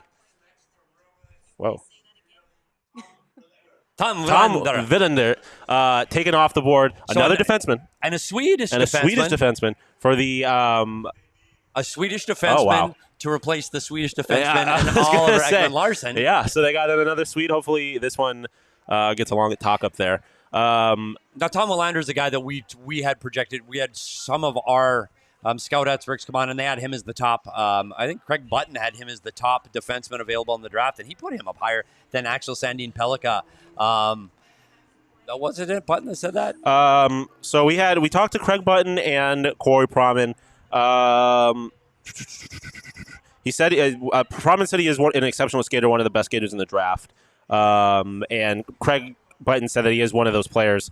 The way they play the game, they manage the game, it translates into the NHL. Yeah, and the other thing, he was the guy that we talked about that played against the top players of the opposing team. Played, over 25 minutes during the World Junior Tournament. Like, this is a kid that plays a lot of minutes. He's going to eat time for the Vancouver Canucks.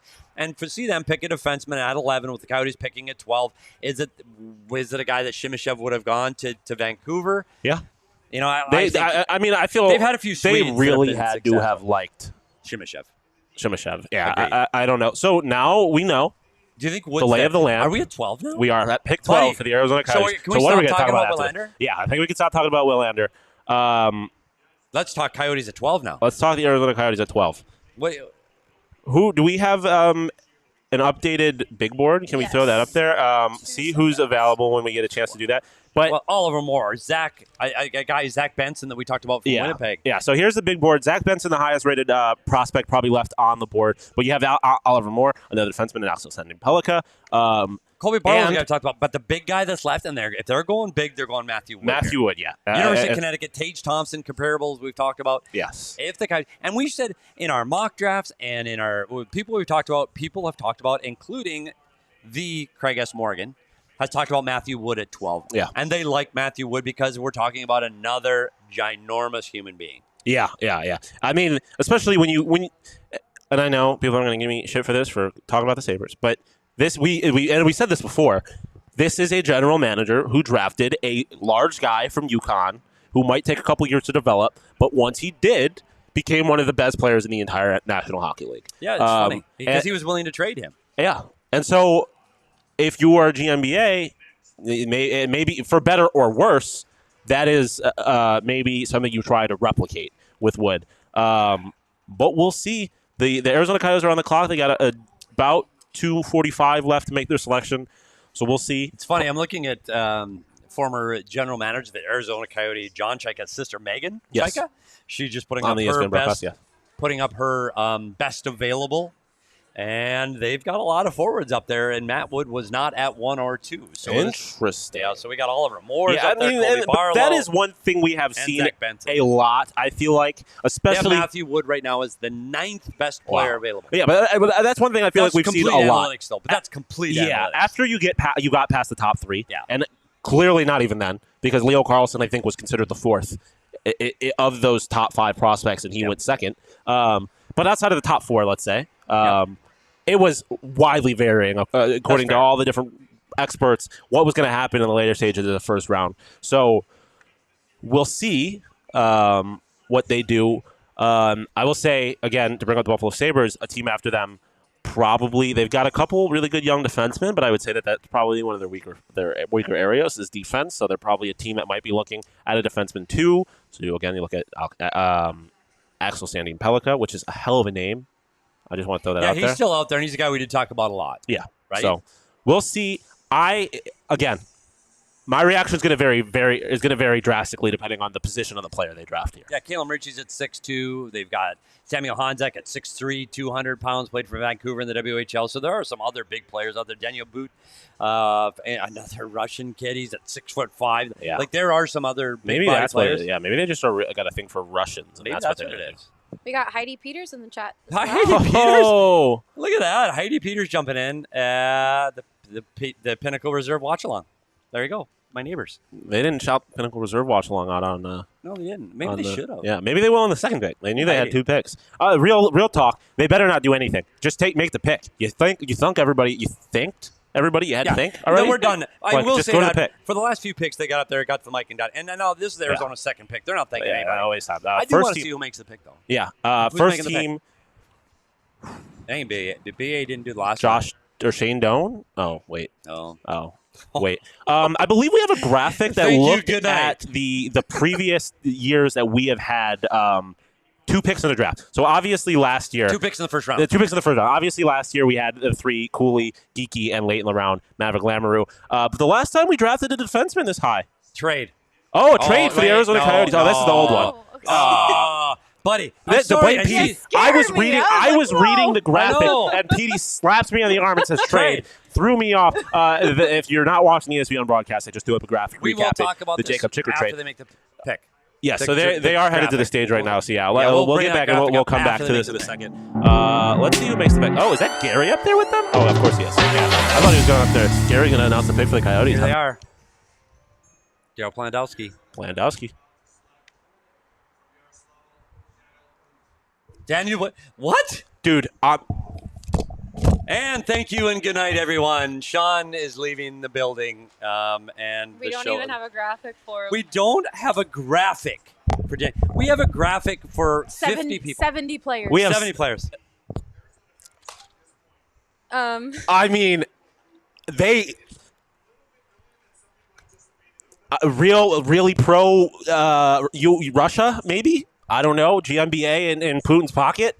But we said this: 6'5", 203. Yeah, I mean, what? Yaroslav. I think he just looked at the tallest guys in the draft and was like, "I want them." Maybe that's how he sorted it. You know, I think that's what happened. He thought he was sorting it by rankings, and it was just by height on accident. Maybe it's just by height. But he's 6'5".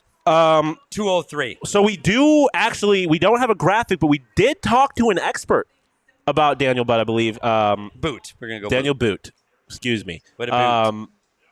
We talked to Chris Peters, or it's Daniil, isn't it? I did find the graphic actually. Oh, Daniil Boot. Yeah, Daniil Boot. 6'5", 203-pound winger. Right hand, from big local boy. Yaroslava.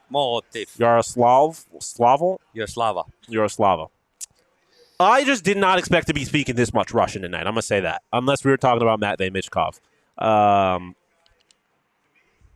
PD. Couldn't he talk about one of the guys we've talked about? I am floored. Do you think he's been watching our show for a month and goes, I'm just going to screw the PHNX guys and draft 2 guys that they don't have on their board? Can we talk about somebody that talked about him? Did anybody talk about him? Yeah. So we do have Chris Peters. He talked about him.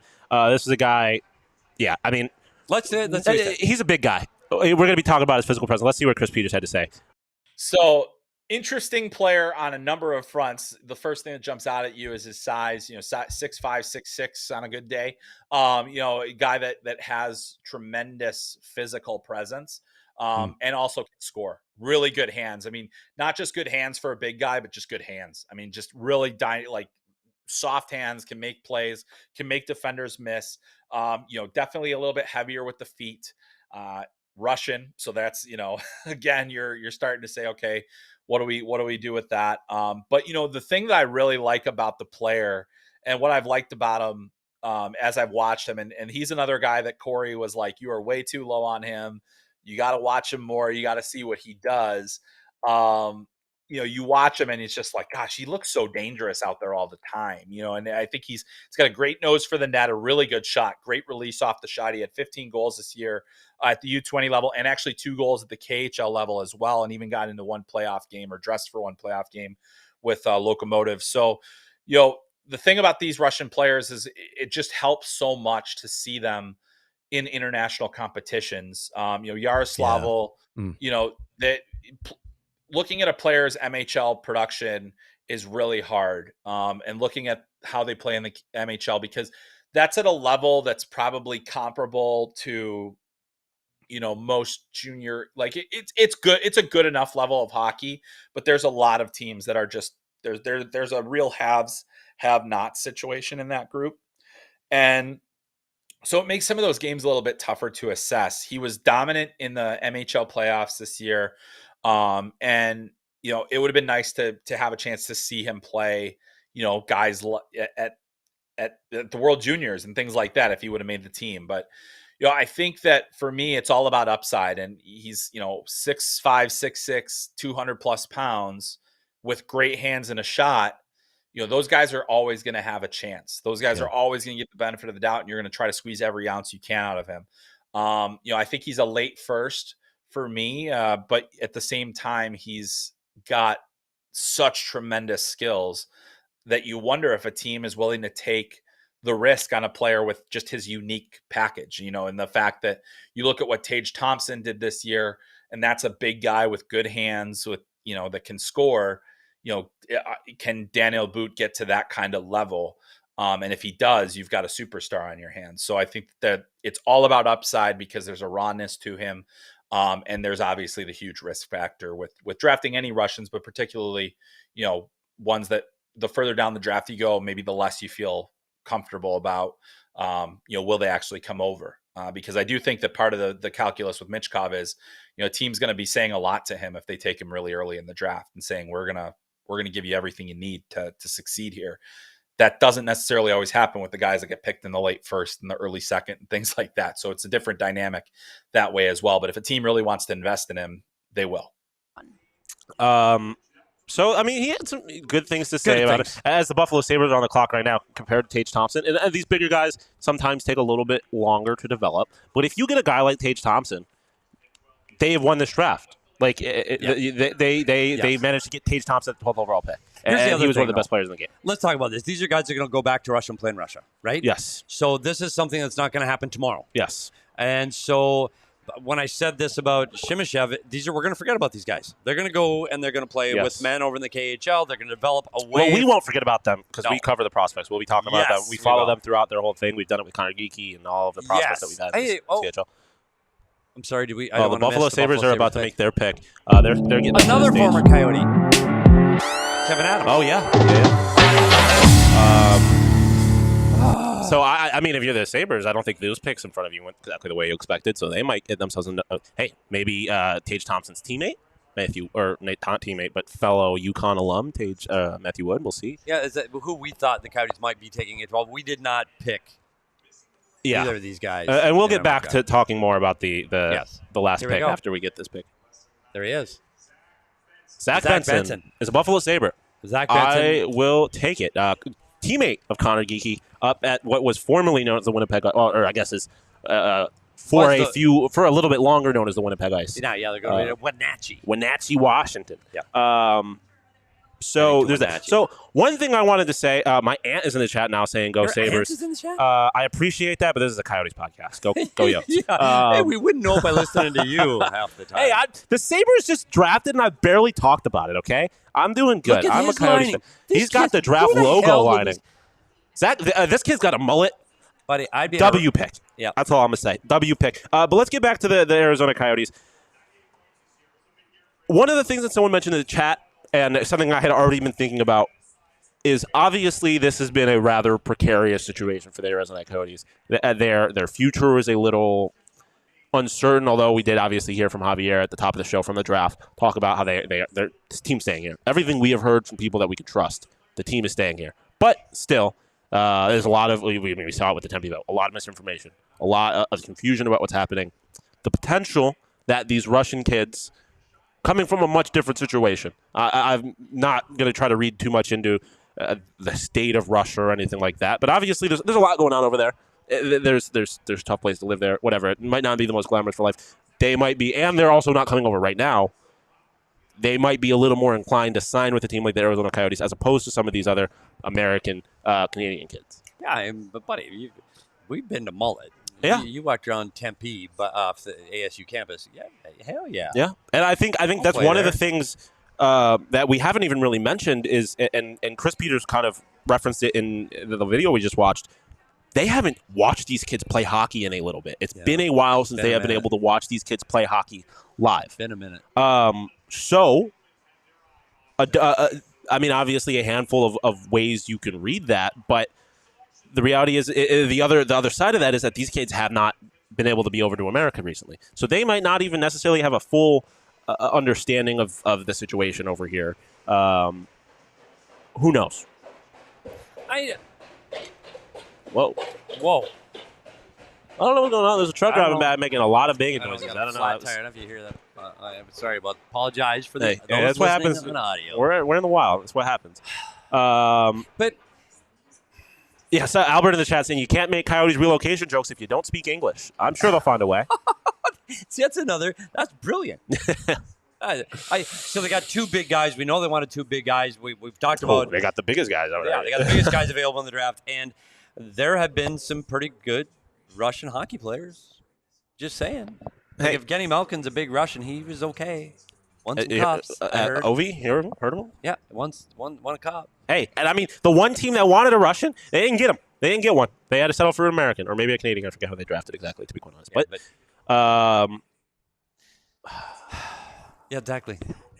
It's we've been talking about this is exactly what happened to us on the Arena Vote show. We'd prepared and planned to have this high moment for so very, very long that we got coyoted. Yeah, but at least with the Arena, we knew, okay, there are two possibilities here. We had listed out all of the possibilities for these picks, and the impossible essentially happened. We were wrong. We weren't even, hey, that's what happens. Like right now, we know what we need, and we talk about the sister stations under the All-City banner all the time, and we talked about AJ and Rudo. AJ and Rudo would have watched these guys. Like they'd have. Oh, that's a great. I can literally just hear AJ right now. That's a great pick by those Coyotes. Yeah. I can hear it. Like AJ would know. I don't know. I can't wait to see what Craig. For the recap show, we can call AJ Rudo in if you that's true. Actually, that's a brilliant idea. See, that's why Allie's.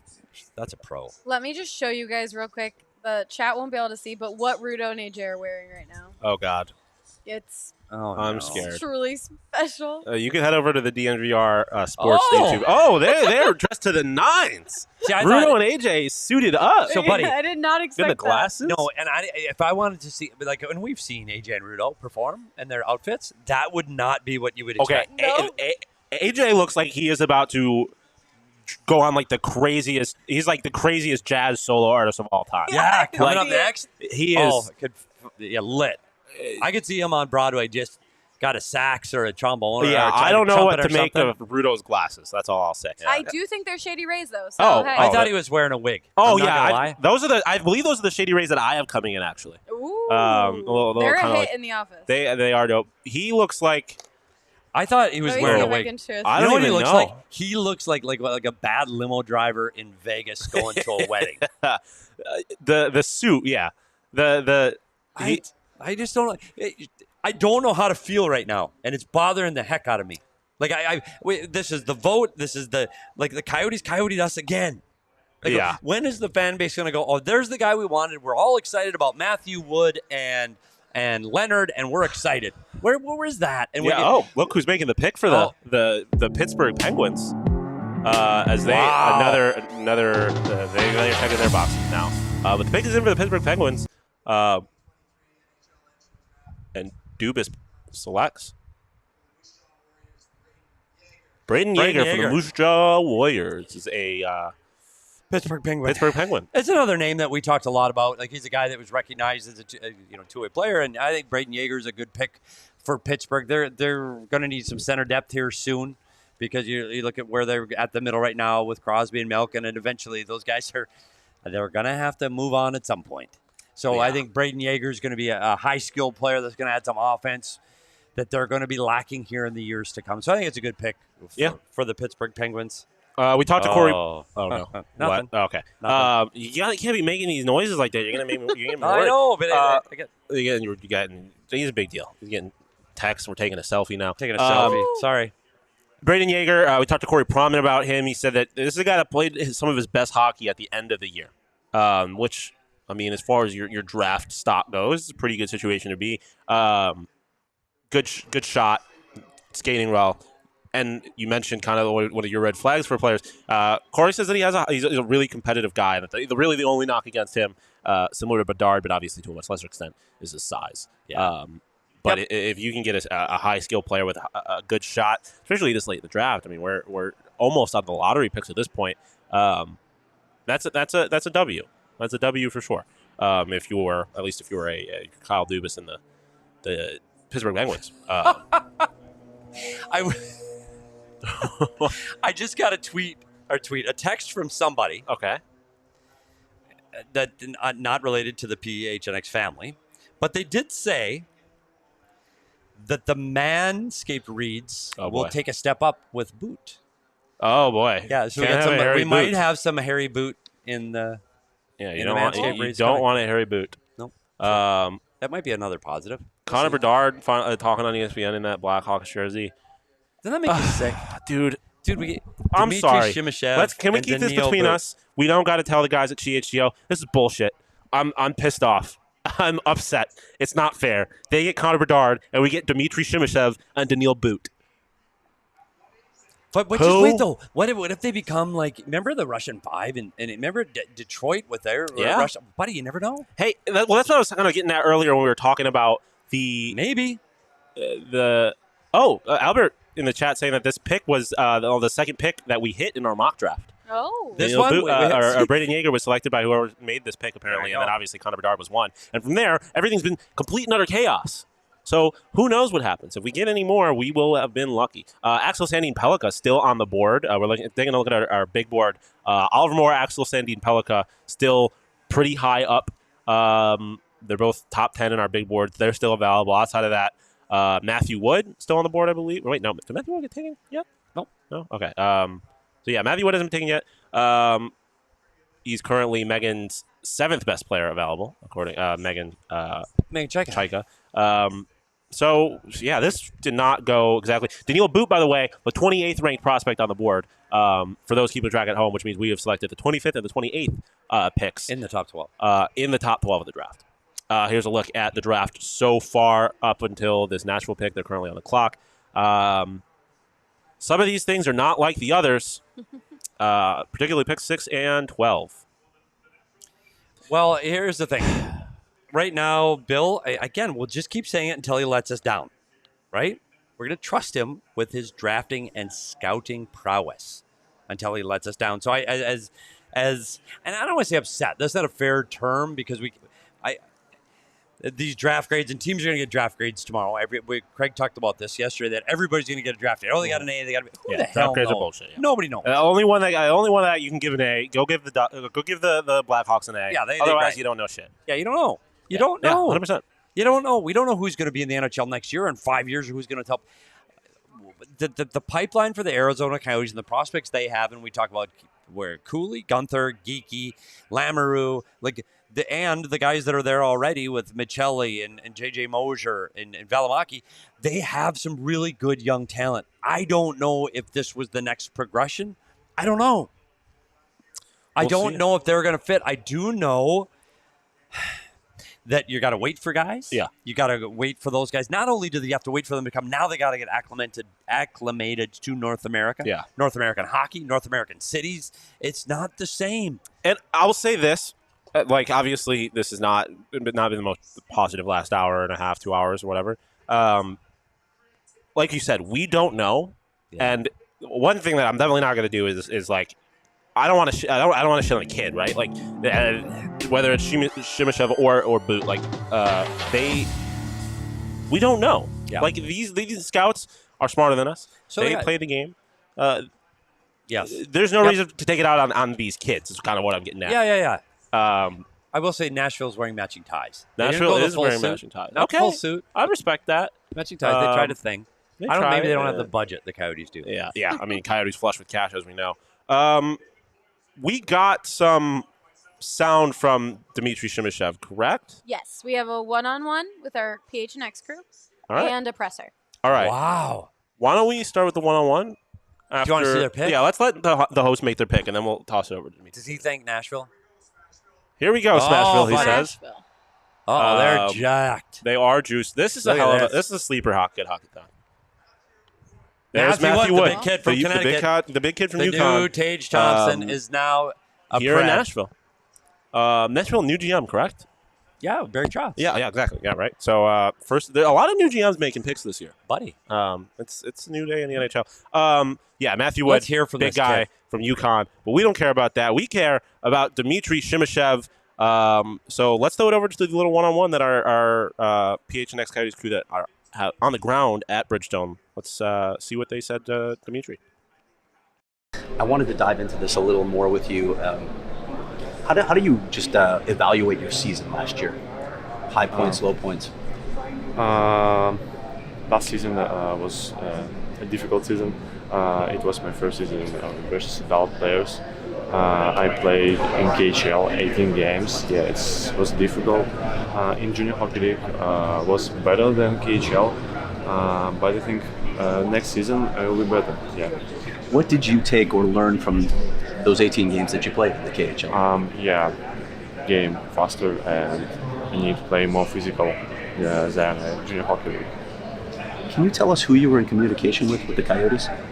With Coyotes I speak every season, all season. So yeah. Who specifically? Who specifically? From which, Coyotes? Which guys? Yeah. With GM Bill, I think I speak in Minsk in Belarus on tournament national teams, and in season with Rostislav, a Russian scout. Yeah. Okay. All right. In terms of a timeline, have they talked to you about when they'd like to see you in North American permanently? I'm not even familiar with your contract at this point. How many more years are you obligated to Lokomotiv? I have 2 years more. 2 years. Yeah, with Lokomotiv. If there will be opportunity, I will go on this next. Yeah. Have you talked with any players, like Ilya Lyubushkin played for Lokomotiv, for instance? Have you had any conversations with him? No. Okay. No. Yeah. But Lokomotiv obviously has an incredible backstory, the tragedy that occurred. How much a part of that are you aware?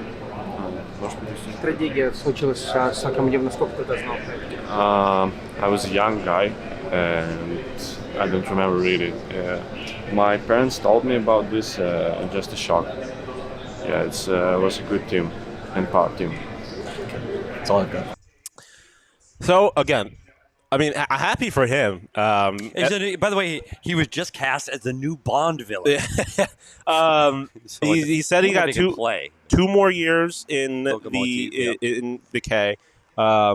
Said that he's had conversations with BA, their Russian scout, who I'm sure is not actually in Russia, if I had to assume. But one thing that I found interesting to me there is he talked about he's only played 18 games in the KHL.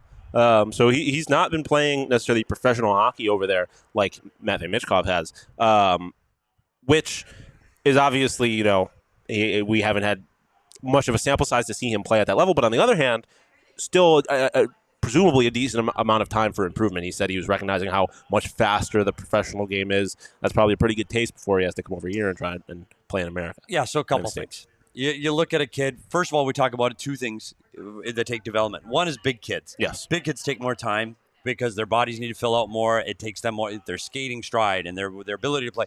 They take longer. Yeah. That's one. Two, defensemen take longer because of the position they play and the ability to play and the reads. We talked about the intelligence back there. So defensemen take longer. He's a big defenseman. Yep. And so we talked about Maverick Lamoureux a year ago doing this exact same thing. It's going to take time. So didn't get to see this guy's parents kiss, though. No, buddy, that was the highlight of the draft last year. It was. By the way. Way to go, Maverick Lamoureux. It was really uncomfortable. But they were French. That's what they do. Bonjour. Bonjour, mon ami. So we like that here in Arizona. But he's going to play the next 2 years with men in the KHL. He's going to develop. That is fantastic for this franchise as long as they are able to get him over here to play in North America. Yeah, that is obviously the big question. At least we know, like I said, he provided a little bit of clarity on how much longer he is there, so you can. Yep, got 2 more it's years not happening within the next 2 years. Yep. At the very least, you can guarantee that. We do have more sound from him. He also took place in a press conference. And since we do not really know much about anything about this kid, let's hear more. Dmitri, first off, congratulations. Just Yeah. your immediate thoughts on I appreciate it. What are your thoughts? I'm just shocked now. Being a child is my dream. Yeah, that's it. Did you have any sense that this was coming with the Coyotes? Did you have conversations with them? But it will be a secret. Yeah. Remained a secret? Yeah. Okay. They kept a pretty good secret because nobody had a sense this was coming. You talk. Go ahead. Who are some of the guys that you're looking forward to eventually committing on the Coyotes? Да, можешь перевести?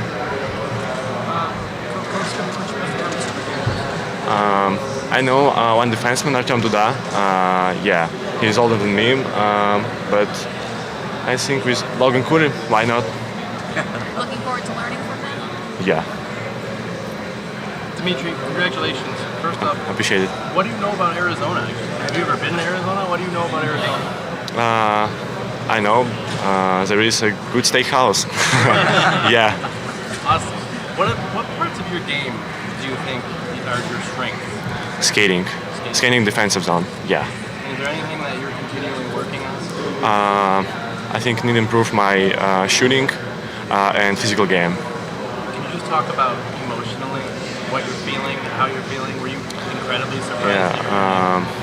Being in NHL is my dream, and I'm shocked and picked 6. Yeah. Incredible. How did you feel about your second half back up? It felt like when you changed junior teams, you got a lot more offense on top of your defense. Don't слышал? Yeah. His second half in Russia, I mean, when he switched junior teams, felt like you got a lot more offense. In KHL, more defensive and physical game because I'm young players. It was my first season in the KHL team. In MHL I'm more free, more offensive because in MHL guys older than me, 3 years, and that's it. And in KHL play big guys. Yeah. And how long are you going to be in America right now? Like, do you go home soon? I don't know really. Yeah, I really don't know about this. Sorry, what? То есть, сколько я буду еще в Америке здесь? I don't know. I don't know now. He doesn't know yet? We'll visit the Arizona before going back home. Gotcha. Development camp? Will you be at development camp? He'll be in. He'll visit Arizona, but he's not due to the KHL obligations. He will not be able to skate with the team. And is this your first time over here? Have you been here? Yeah, it's my first time in the USA. Yeah. What have you felt? How have you felt just walking around town? Good country, a national good city. Yeah, amazing. So while we were with that video, the Calgary Flames selected Samuel Hanzik, left wing from the Vancouver in the WHL. But going back to what we just heard from Dmitri, one thing that was good to note there at the end of that interview, his translator clarified that he, due to KHL obligations, won't be skating with the team, won't be at Dev Camp. Yep. So he's going to stop by Arizona, check it out, check out the facilities and that steakhouse. Yeah, that steakhouse he was talking about. Not too sure what Arizona he was famous for their referring to. steaks. I'm not sure if I'd hopefully, I'm guessing he was a little confused. Maybe he had steak and heat mixed up. Yeah, we're famous maybe he for was our just thinking of a different. Can you think of anywhere that has a famous steakhouse? I don't know. Maybe he's thinking of Chicago. Or I don't know. I don't know. But a lot of people in the chat pointing out that he has. He's very wholesome. He seems like a very. He seems. I mean, he's a young kid. And you know what? He's 18 years old. Yeah. Like, by the way, and Sean said this already. This has nothing to do with the kid. Yeah. No, absolutely not. Like, we want him to be. We hope he's better than Bedard. Like, heck yeah. Not rooting against him by any means. And again, neither of us have watched either of these kids play. Yes. No. I mean, there's a lot of people in the NHL that haven't gotten to watch these kids play because, again, they were playing in Russia where there was a war going on. So, but we talked about another Russian defenseman, Artem Duda, who's one of their prospects already that they've already drafted. They drafted in last year's draft in the second round. Artem Duda is now going to the University of Maine and going to be a Black Bear next year. So. Well, I don't know what Bill's going on over there with it. We got Artem Duda last year's draft. We got two Russians this year. Early. And I will say, I read about Moneyball recently, and one of the things, obviously, based on economics, all that, blah blah blah. One of the things they talked about is that like the people that are successful are people that find market inefficiencies and exploit those. Yes. And this is a time when everyone is hesitant to talk and draft Russian players. Yes. So if you are taking, and obviously, they did pass on Matvei Michkov. That's a slightly different situation.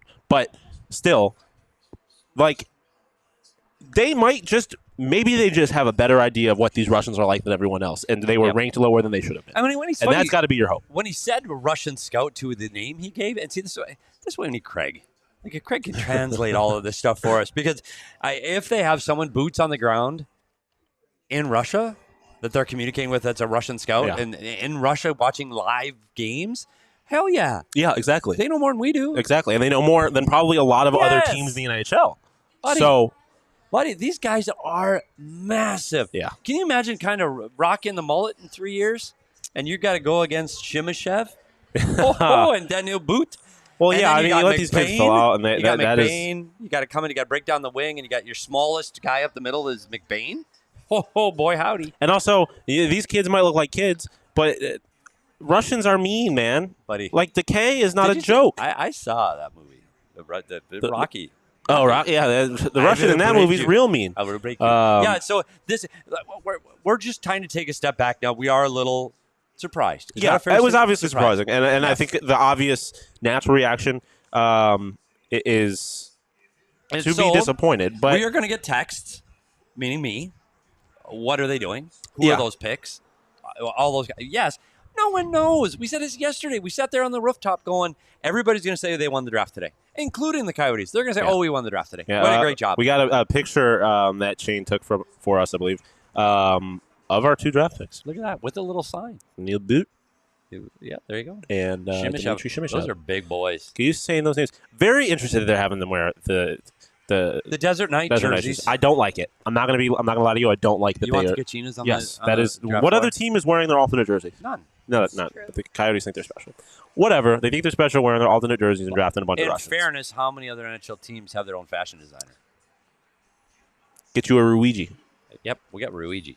That's something they do not have. Ain't nobody got another Ruigi. Oh, so are they going to make another trade? Are we going to see another Bill Armstrong pick in the first round? So I told you I would do this, and I'm going to do it for the rest of this round. I'm going to remind everybody that this time last year, we thought the Arizona Coyotes were done with their first round of the draft. They eventually traded back into the first round and acquired Zach Cassidy in the process. So there's a chance that there's 2 new Coyotes if GMBA pulls off a similar move. But I will say it does start kind of seem like, and I think this was something you guys were talking about the other day, it does kind of feel like they are shifting a little bit from the full-blown, let's take on bad contracts. We are not trying to lose games, but not necessarily trying to win them. We're taking on bad contracts for assets. Maybe not necessarily their plan of action at this point in the rebuild, but who knows? It's not, anything's possible, especially... GMBA is playing chess while everyone's playing checkers, it seems, or at least you have to hope so. Yeah. Maybe he can pull something else off. So I tried. I'm wavering again because Blatantly Asinine in our chat, the guy that watches our show all the time, right? Blatantly Asinine. He just said, "Don't mind the picks. We might not hate the picks. We might like the picks. The problem is those picks might have been there. Yeah, at a different time. It's the value. So trade down. And again, I'll reference Moneyball again. It was something that A's team did all the time. Is they drafted players that, the rest of the league was going to laugh at, right? Why are you drafting a player that high? But no one cares. If you are the best player in the league, people do not ask where you were drafted. And I'm not saying that these kids are going to be the best players in the league. Who was drafted higher, Eichel or McDavid? Who has a ring? Just saying. The point of this whole game is to win the Stanley Cup. Yeah, exactly. And so if you drafted, right, say you drafted a kid you could have gotten in the 7th round, but if he's winning a Conn Smythe, it doesn't matter. Doesn't matter. Like, you have won a Stanley Cup. So, win the cup. Obviously, if it comes to the point where these kids don't pan out, it's going to be a tough pill to swallow. That's what matters. But if they are if they are contributors, if they're everyday players in the National Hockey League that play the style that Andre Tournier can give and a Bill Armstrong-style team, then it's a win. And I don't care if they're middle 6 forward and a middle pair defenseman. It's fine, but they have to play. Yeah, and again, GMBA and Bear have both demonstrated in obviously different ways in BA and the situation he's put the players in, and Bear, by virtue of being the coach, obviously, has brought the best out of players that people thought did not have much left. Obviously, your guy, Nick Bukestad, kind of had a little bit of a career resurgence here. And they just won a bunch more games than they were supposed to last year, in part because of who Bear is as a coach and the kind of guys that GMBA has put in the locker room, right? So he clearly has a very clear idea of the team he's trying to build, the kind of guys he wants in the locker room, and obviously it's slightly tougher with some of the Russians to really get a gauge on what kind of players they are, but he clearly is doing things with a purpose and not really caring what the rest of the league and what everyone else says. So we were saying this earlier, if you trust GMBA, you kind of got to keep trusting him until he gives you a reason not to. And I know this kind of feels like a reason not to, but I don't think it is until you see these kids play and see what kind of players they are. Yeah, and something else that I thought of just now, and I've got to look up a stat here. The last time the Coyotes had a big playoff run was in 2012. Yes. And one of the things in 2012 is this Arizona Coyote team had a large contingent of Czech players on that team. And they were known as the Czech Mafia. inside the locker room, the Czech Mafia. And they were Radim Verbata. We had Martin Hansel up the middle. In the back end, we had Klesla and Roosevelt. That's the last time when you had a contingent of that from an Eastern European country that this team made it to the Western Conference Final. And there's our first trade. Yeah, I'm trying to tell if this is live. Is it? It's a real trade? Yeah. So they traded the 17th overall. No. Oh, no. This is That's how they got this. They quit doing this to the graphics. Well, that is terrible. Yeah. So put the date of the draft of the trade up there so I know that that's not just happening. I don't have to read everything and make myself look like a fool in front of a few hundred people. Exactly. Maybe that buddy. You're fine. I know. So we talk about. I don't so we talk care. about this. We talk about Duda. We talk about the two Russian players. They're trying to build that. There was a French connection. Let's do the Russian mob. Let's call it the mob. Maybe we won't call it the Russian mob. Maybe that's not. I don't know how they'll feel about it. Let's go. Let's try. We'll come up with something else. Call it the Kremlin. I don't think that's it. No, I don't think that's it. Well, I mean, Putin might like it. Oh, boy. Huh. In the chat, we did a poll that said overall feelings on pick 6 and 12. The options were wait and see. I'm very unhappy, and I don't even know what to think. And wait and see, and I don't even know what to think have been pretty even the entire time. So the chat is really split on their feelings. Yeah, I mean, makes sense, right? Like, I don't think there's necessarily there's no value in being upset. Like, you have to just hope that he did the right thing, that the scouting staff did their job. Yeah, and the one thing about the draft, let's wait for... So the Detroit Red Wings are about to make their second pick of the draft that they acquired in the trade that we were confused about a few moments ago. Why? We're checking boxes for the second time? You had a pick already.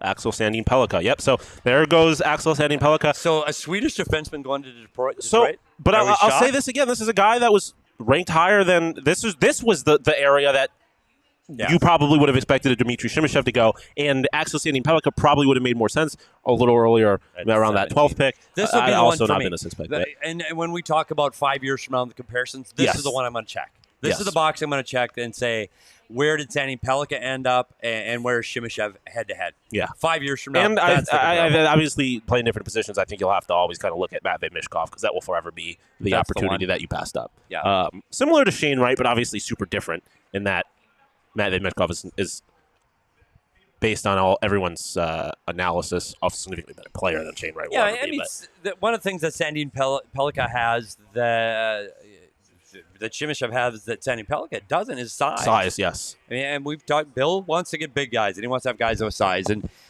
Sandin Pellikka is not that. He's 5'11", and you're looking at 6'4" or 5'11". Sandin Pellikka is an offensive guy that they hope adds. And we've talked about what Swedish defensemen have done, and like Nicholas Lidstrom in Detroit for however long he was there, winning cups and getting in the Hall of Fame. That's what they want out of Sandin Pellikka. They're a team that's drafted Swedish defensemen, so good luck to him in Detroit. I think it's a good pick for the Detroit Red Wings. I'm just surprised he fell to 17. Yeah, this is a guy that Craig Button compared to Sergei Zubov. Wow. But yeah, you mentioned he's a sub-6 foot defenseman. Mm-hmm. There's obvious problems that come with that. But that's the balance you weigh, especially in today's NHL. We won't bring up the award for best defenseman in the NHL, but I don't know it to me today anymore. They the NHL, it's a balance you have to weigh. Are you going to rely on these guys to be offensive threats or to lock it down defensively? We'll see as live on the streets Nashville of Nashville. Fire drives by on Main Street here. So we'll see. We have our most updated big board, so let's take a look at that. Oliver Moore, 8th on our big board, still available. He's the only player left in that top 10. Colby Barlow and Edwards. Gabe Is Perreault. it Sale? Chalet. Chalet? Okay. Yep. Oh, I did know that. Gabe Perreault, former Perreault, Yannick Perreault's son, former Coyote. His son, Gabe Perreault, is still available. He's another guy that I thought would be a late first-round pick, so there's still a chance that he goes. I think that's possible. Caleb Ritchie is another guy that we've talked a lot about on the show, but we're getting into the territory that these are names that we haven't talked a lot about, I'll be real honest. Not at all. That's just the reality of it. I mean, we didn't know who Maverick Lamoureux was last year. But I will say, they've got big defensemen. Could you imagine trotting Maverick Lamoureux and Yeah. Dmitry Simashev out there. Dmitry Simashev. A combined, buddy, I'm like, telling you, 13 feet tall. I'm 13 telling feet you. of defense. I do, buddy. Look how red I look. Am I that red? Is it the lighting in here? What the hell's going on? Don't worry about it. hot. It's hot out. There's It is. It it's must be getting dark. because I'm not that tan. It's not like I walked around the streets here. Well, maybe it's. Never mind. I don't know if the sun was shining when I was out walking, but that's beside the point. Did you read that last text, by the way? No, I did not. Yeah. It might not be recent because I'm really slow at that. But Leah's boots on the ground. One of Shane. Yeah, we have. We have it. It's we have 5 seconds. Yeah, so they Really said quick. it's more for social. Oh, it is? Yeah, I mean, they said everything's like he doesn't speak very good English. Everything was through the translator. Well, he's got 2 years to learn it. Yeah, he does. Daniel Boot. Do you want to listen? Yeah, I mean, we'll listen to what it was. Let's see what it is. Daniel Boot. I think Dmitri and Logan Cooley. Do you know any Coyotes? And the answer was Dmitri and Logan Cooley. And Logan Cooley. And Dmitri plays in Russia with him. So there you go. And you know what? He did not say Clayton Keller. Yeah, he does. I don't know. But I mean, by the way, that was the correct answer. Was Clayton Keller? Yeah. If you know any Coyotes. Yeah, but I'm glad he knows Logan Cooley, buddy. That's I'm telling you, he would be the first pick in the draft. Maybe they'd be on the same line. Just saying. You never know. Daniel Booth. Winnipeg's, I believe, first pick of the draft is in, so we'll see what the Jets do. Jets in a very interesting position. Obviously, dumped Pierre-Luc Dubois to the Kings. I believe. Boy, did I like that trade. 8 years, $8.5 million a year. Great trade for the Kings or for the. I love the trade for Winnipeg. Yeah. I mean, that's a hell of a get. For Alex Iafallo, yeah. Gabe Vilardi to me when I watched that team. There's Rick Bowness, another former Coyote. He's assistant coach. Rick Coyotes Bowness heading up to the counter. Coyotes everywhere. I look at what they did in that trade. Gabe Vilardi's a guy I notice every time he steps on the ice. He gets in that extreme layer. He's not a real big forward, but God, does he get into the heart. Mm-hmm. He drives that blue paint, drives offense. I love him. Iafallo. Well, one of the things you will lead, I will follow. He shoots from everywhere. Like, I don't know how Pierre-Luc Dubois better show up in LA because they gave away a lot of future talent when they signed in that trade. But they got the 8-year deal at 8.5. But he better show up. Yeah, he better. We will see. While we wait for the Winnipeg Jets to select their pick, I want to remind everybody that we are here live in Nashville. Shout out to our gracious host Love in Exile, for keeping us here. Make sure you smash a like on that on the video here. So please hit the like button. We get to keep coming on these trips, and that's mainly why. Boy, howdy. Petey got to go to Tootsie's. I got to go to Tootsie's. Thank you. Because your guys' great support. So make sure you keep smashing that like button throughout the video. Tell your friends. Open up your phone. Put it on mute. Watch it on that too. YouTube doesn't know the difference. Make it all the views we can get. The Jets are in the process of checking their boxes off before they announce their pick. Nashville Poyle. Jerry Bruckheimer in the background every time they showed him. Yeah, they've been getting a lot of famous movie maker and part owner of the Seattle Kraken. Oh, Jerry Bruckheimer brought you all of those. What was he? Was he CSI or I don't know. Bruckheimer or CSI or you're not somebody's really going to correct me on that. Colby Barlow off Colby the board. Barlow. Owen Sound for the Winnipeg Jets. As I mentioned, we had so Colby Barlow, 6'1", 195, left-handed shot, left wing from Canada. At this point of the draft, it's kind of who knows what's going to happen anymore.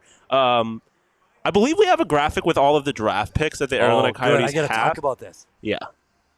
What? Like, which pick? The ones with the first rounds or the other one? Oh, well, yeah, let's throw that out. Let's throw out the one. Let's do this first, yeah. So I just wanted to take a look at all of the picks that we have.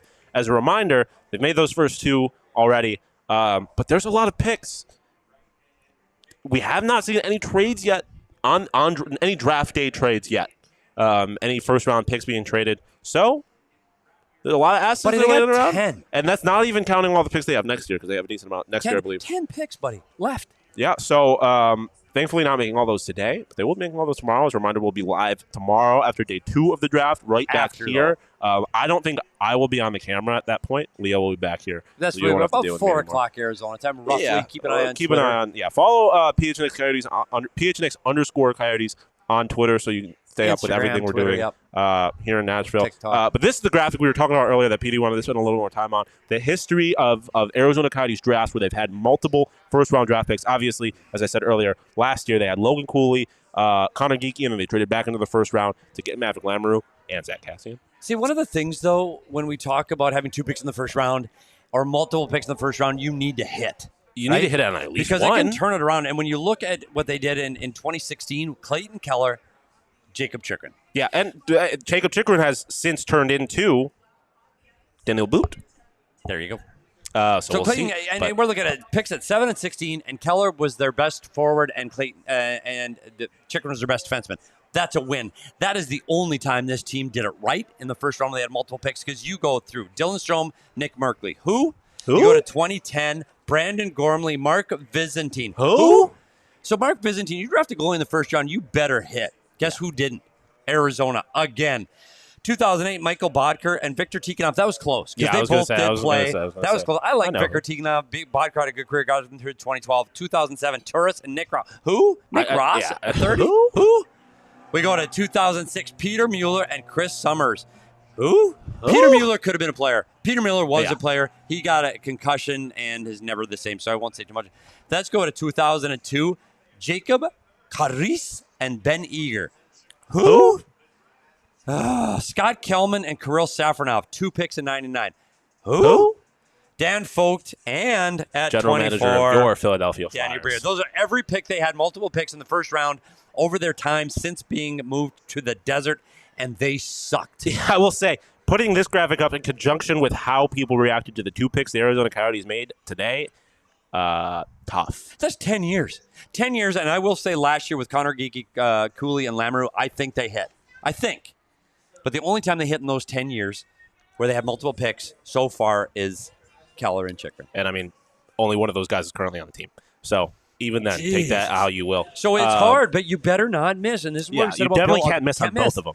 That's for damn sure. You got 2 picks in the first round for a reason. You got to hit at least one, especially if you're making picks like this that are going against all conventional wisdom that seems to have been laid out up until this draft. But, again, only time will tell. I got a text from the one and only Liam Merrill when talking to Daniil Boot. He said that his favorite player in the NHL. Any guess?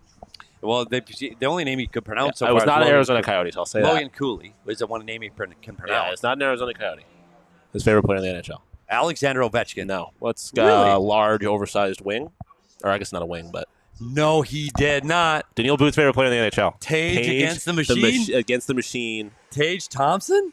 Tage Thompson is his favorite player in the NHL. Boy, howdy. If we get a guy, if Daniil Boot can hold Tage Thompson keys. Well, yeah. And I mean, I'm obviously joking about that a little bit, but real talk, that is the kind of guy, if he wants to have a successful career, he needs to emulate. It is an oversized guard or an oversized forward who, again, took a little bit of time to develop. But if you can manage to play the kind of game you can play, that Tage plays at his size with the physicality that comes naturally with that size, again, the Arizona Coyotes got themselves a hell of a player at 12, if that is the case. But obviously, that's not easily replicable. Okay, and the other thing I want to say, for all the serious Coyote fans that have been through all of the misery, we just got a text from our very own Leah Merrill, boots on the ground at Bridgestone. So be patient because we have to there's a thing where there's Wi-Fi and transitions and sending stuff back and forth, right?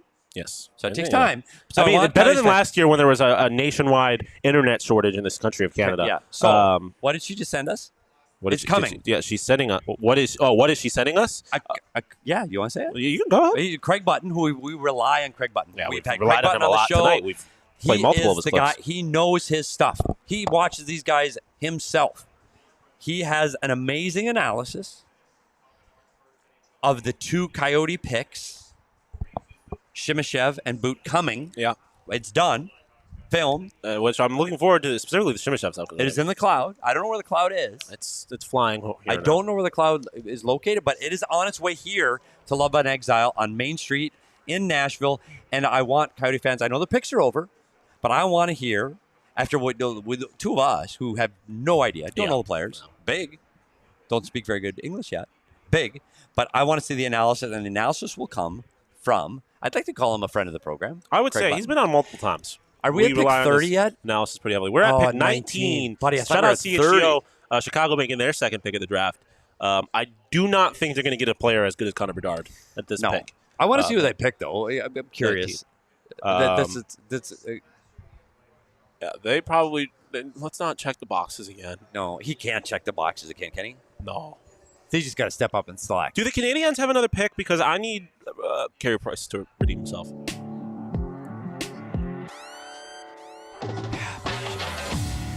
See, they got a good. So the pick is in for the Chicago Blackhawks. They drafted Oliver Moore, center from the USNTDP. A guy that a lot of Coyotes fans we heard leading up to the draft would have really liked at that 12th pick. Obviously, ended up falling all the way to 19. I will say this about Oliver Moore. And one of the reasons I wanted to see him wearing the Coyote jersey, do you have any idea why? Do you know where he's from? Oh, boy. Is he from Bemidji? I mean, not from Bemidji, but he's from Minnesota. Of course. But Bemidji's too small. But he's from the state of hockey. He's going to be a Golden Gopher alongside Logan Cooley next year. Baby. Oliver Moore, Logan Cooley. It's one of those. How good is that college team up the middle? The University of Minnesota Gophers. Oliver Moore, first-round draft pick, is your second-line center on the college team. That is fire. Look out for BC. BC Golden Gopher final. Can I say that? Early? Hey. Maybe a little early? Why not? BC Gopher although, final. if we learn anything from the college, I mean, Bet not MGM. necessarily predictable. Not the most predictable thing. BetMGM, jump on it. He's 5'11", too. We talk about his size. He's the first player on this NDP team. He's fourth in scoring, but he's outside of that top three. Yeah. Because I'm talking about that. We talk about the best line the NDP's ever had in the history of that program.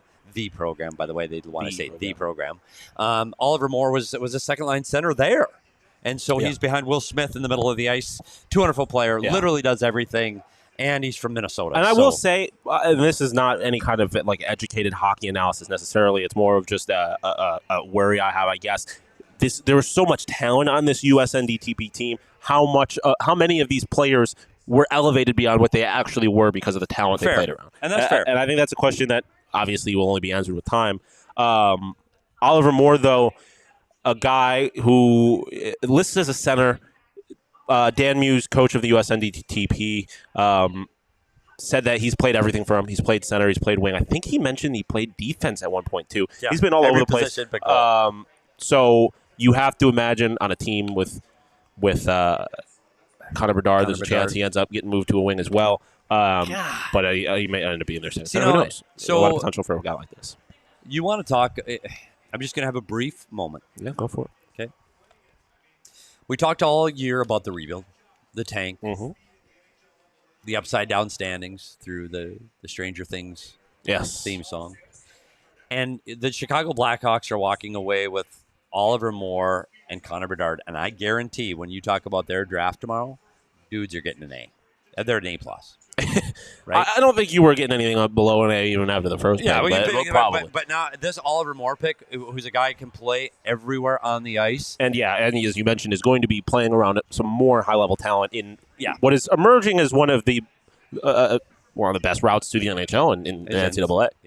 Yeah, and we it's frustrating to me because these are names we've talked about, and these are names that we've known. Oliver Moore I liked. I think he's the fastest player in the draft this year. He is the fastest skater in the draft. And when we talk about Oliver Moore, you're talking about his speed. Chicago Blackhawks can play fast. Yeah. You got Connor Bedard and Oliver Moore. Buddy, they can scoot. We talked about scooting a lot last night. Yeah, we were scooting a lot. Shout out the Farrell people. If you know, you know. I don't think you want to know that. I don't think you want to know. The Farrell people have stayed away from Bridgestone. Kind of. There's a lot of interesting people there. But that's one of the best parts about the NHL draft is the people that you get to see there. You and I will actually get to Bridgestone Arena. Yes. We'll make at least a brief appearance tomorrow. We will. During day two, if they let us in. Did you lose your credential yet? No, I got it somewhere. Who knows? But like I was saying, part of the charm of the draft is the people you get to run into, and another friend of the program, Ray Whitney, on the draft floor, and the one and only Craig Morgan got a chance to catch up with him. So should we just a little break in our draft coverage? Yeah, a little break in our draft coverage. Let's hear what Craig and Whit had to say. All right, I'm here with Ray Whitney at the NHL Draft in Nashville. Fun little fact that was revealed, unfortunately, by someone else because I wanted to drop it on you. The first goal in Bridgestone Arena history was scored by? That would be scored by me. That's right, buddy. By me, and I'm not sure if it was the only goal scored that night or not, but I do remember that night, scored the only one. There's not a lot of things I can say I'm the first in, but that was one of them. That's pretty cool. You've got a memory like an elephant, too, so what can you tell me about the goal? I'm sure you remember it. I knew I knew where I scored it from, which side. I'm trying to remember who passed me the puck, but I do remember the shot. It was low stick. I don't know if it was Pecorino. I don't know if he was here yet. I don't know if it was or not. But the goaltender I didn't recognize. But I did get back to the bench and I said, "Hey, damn, guys, that was the first one ever here." So that's probably part of history somewhere. It's something in this league. Yeah. Somehow, Ray, in spite of scoring that goal and cementing yourself in the memories of Nashville fans, this was one of the handful of franchises that you never played for. You did go there, didn't you? Yeah, when you play for a third of the teams in the league over a long period of time, I say is that everybody wanted a piece of me. That's why everybody wanted me to help their franchises to the next level. That's what it was, yes. So 2/3 of them didn't get that blessed opportunity, Craig, and the 8 that I was able to, I guided one of them to something. So you're right, I did play with a lot of teams. This team's too smart to get me involved. Yeah, you obviously won the cup with Carolina. That's what you're talking about. Of course. But for our people, you did something for another franchise, one in Arizona, 77-point season on that magic line with Hansel and Verbata going to the Western Conference Final. Just a quick trip down memory lane for you. Yeah, that was probably one of the best memories that they've had, or Arizona has had in the hockey business for a while. And I remember being a great run. I remember we missed Rafi Torres getting injured or getting suspended.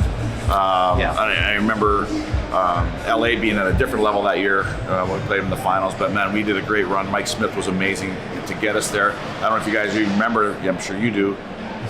Didn't look like we were going to get in the playoffs. We went undefeated in February, undefeated, and went from 0 to the top. And then from there was a great run. And I was happy for our number 19 more than anybody, Mr. Doan, because he'd been fumbling around in disarray for a long time, and it was nice for him to get that far. I could tell the hat trick story, but that's too long. It's still my favorite story that I've ever written. Yeah. One last question for you. I assume you're still working for NHL Player Safety. Last I checked.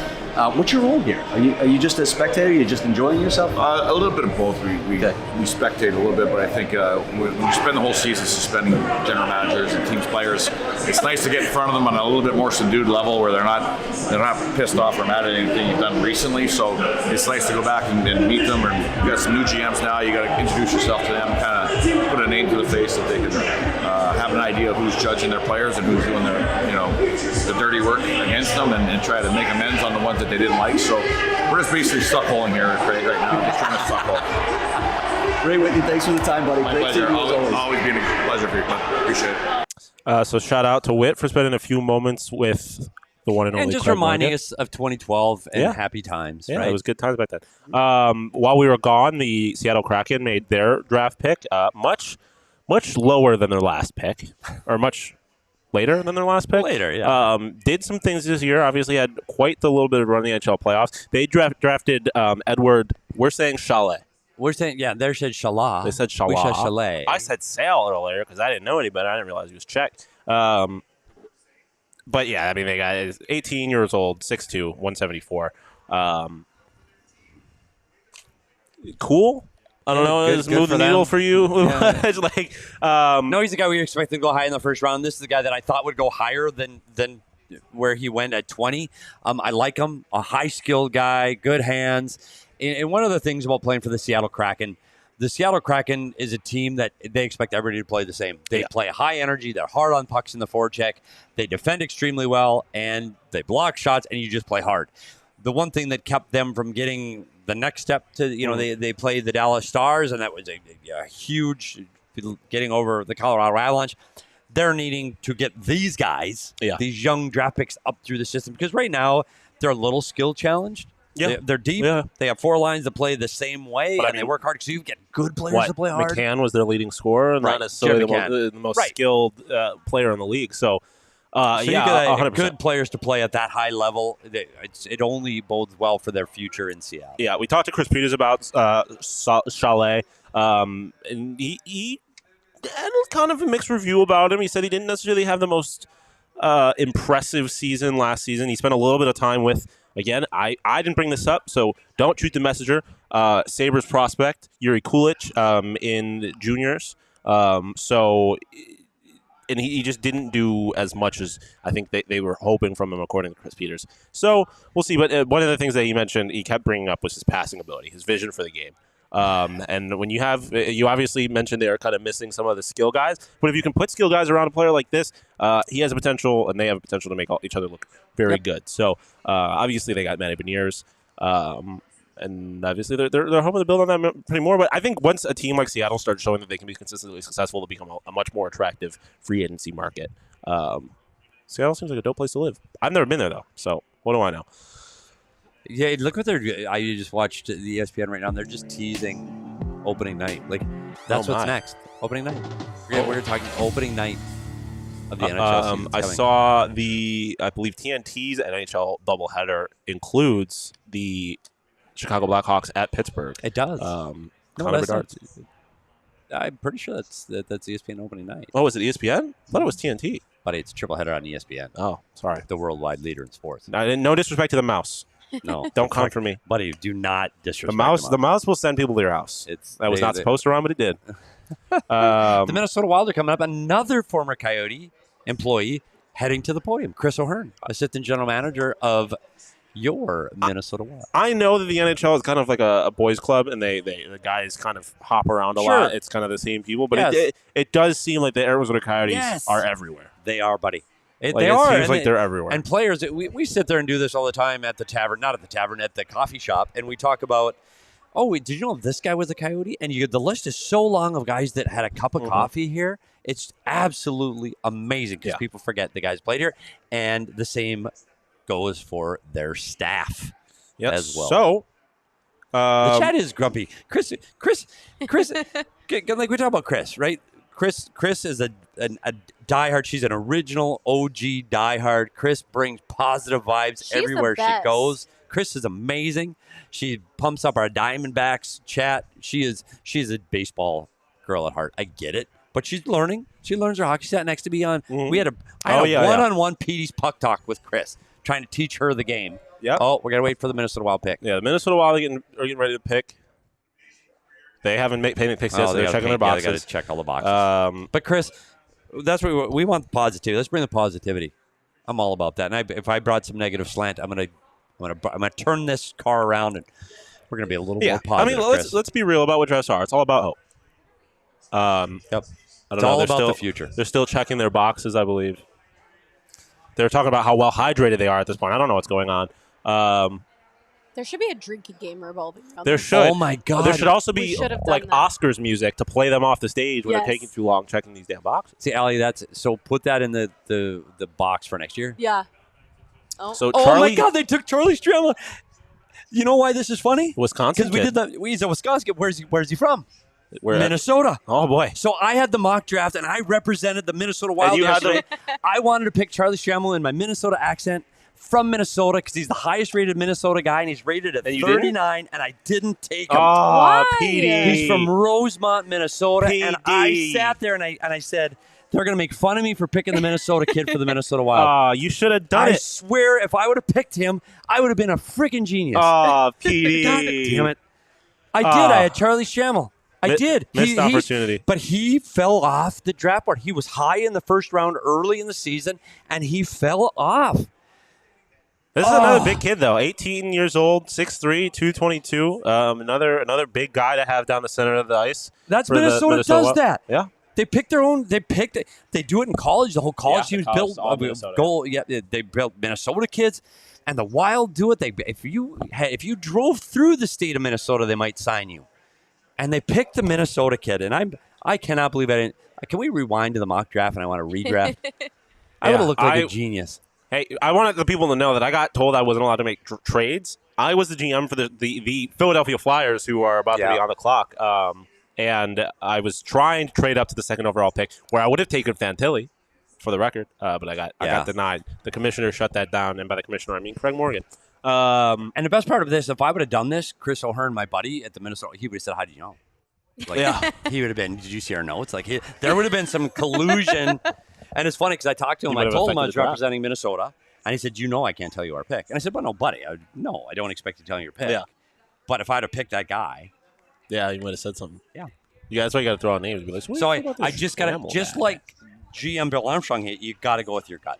Yep. I should have gone with my gut. Again, another guy who either has or is going to play in the NCAA in this draft. As a Wisconsin Badger. American hockey is kind of going crazy recently. NCAA is a legit path to the National Hockey League. There now. it is. NCAA There it is. to the NHL. So the Philadelphia Flyers second pick 22, which I believe they got from Columbus in a trade at some point, maybe the Provorov trade, I'm not sure. They are on the clock. I'm trying to remember who I picked with the other one. But while we wait for this this Flyers pick, you teased Craig Button earlier, giving his analysis on the Coyotes. Do we draft have that? picks. We finally got it. Okay. Leah caught up with Craig Button. Before we play it, but this is what the Coyotes fans want to hear from a 100%. From this is why we're draft here. expert. This is why you have to leave a like on the video Leave a so like. we can keep coming to these things and we can get these interviews. So the people that stick around to hear Craig Button talk to our very own Leah Merrill from the draft floor. That's absolutely amazing content. You are not getting this anywhere else. Just about to say, you're not getting it anywhere else. Nowhere. So without further ado, Craig Button on our two new draftees. I'm here with Craig Button. Craig, this is kind of a shocking draft for the Arizona Coyotes, at least for a lot of their fans. Let's start with the 6th overall pick, Simashev. A lot of people didn't have him on their boards at all, didn't know who he is. What can you tell us about him? Well, let me just say this about boards. The only board that matters is the Arizona Coyotes board. So obviously they spend a lot of time evaluating players and they like this player. And there's lots of good reasons to like him. He's big, he's strong, he's an excellent skater. And you look at the way the game is played in terms of territorial, and the big player is really important to success.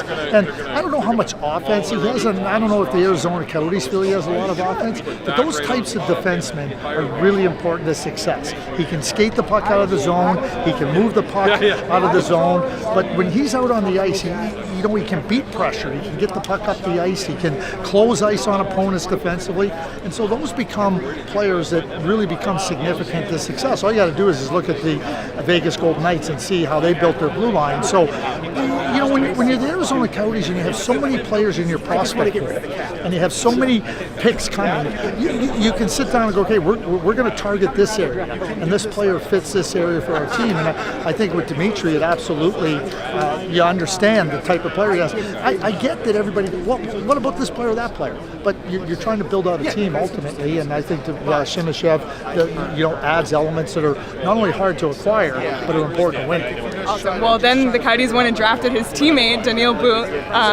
maybe again on the boards, ranked a little bit higher, but goes to the Coyotes at 12. I know Dmitri was really excited about that. What do you know about Boot? Well, he's a goal scorer. And goal scoring, and he's got range to his game too. So you start to think about size. Like he's a winger that can get an advantage with his length. He's got a really good release. The skating, like so many of these young players, have to progress, and it will progress. But for Daniil, I mean, when you can finish like he does, when you can have the touch, and just think about Logan Cooley.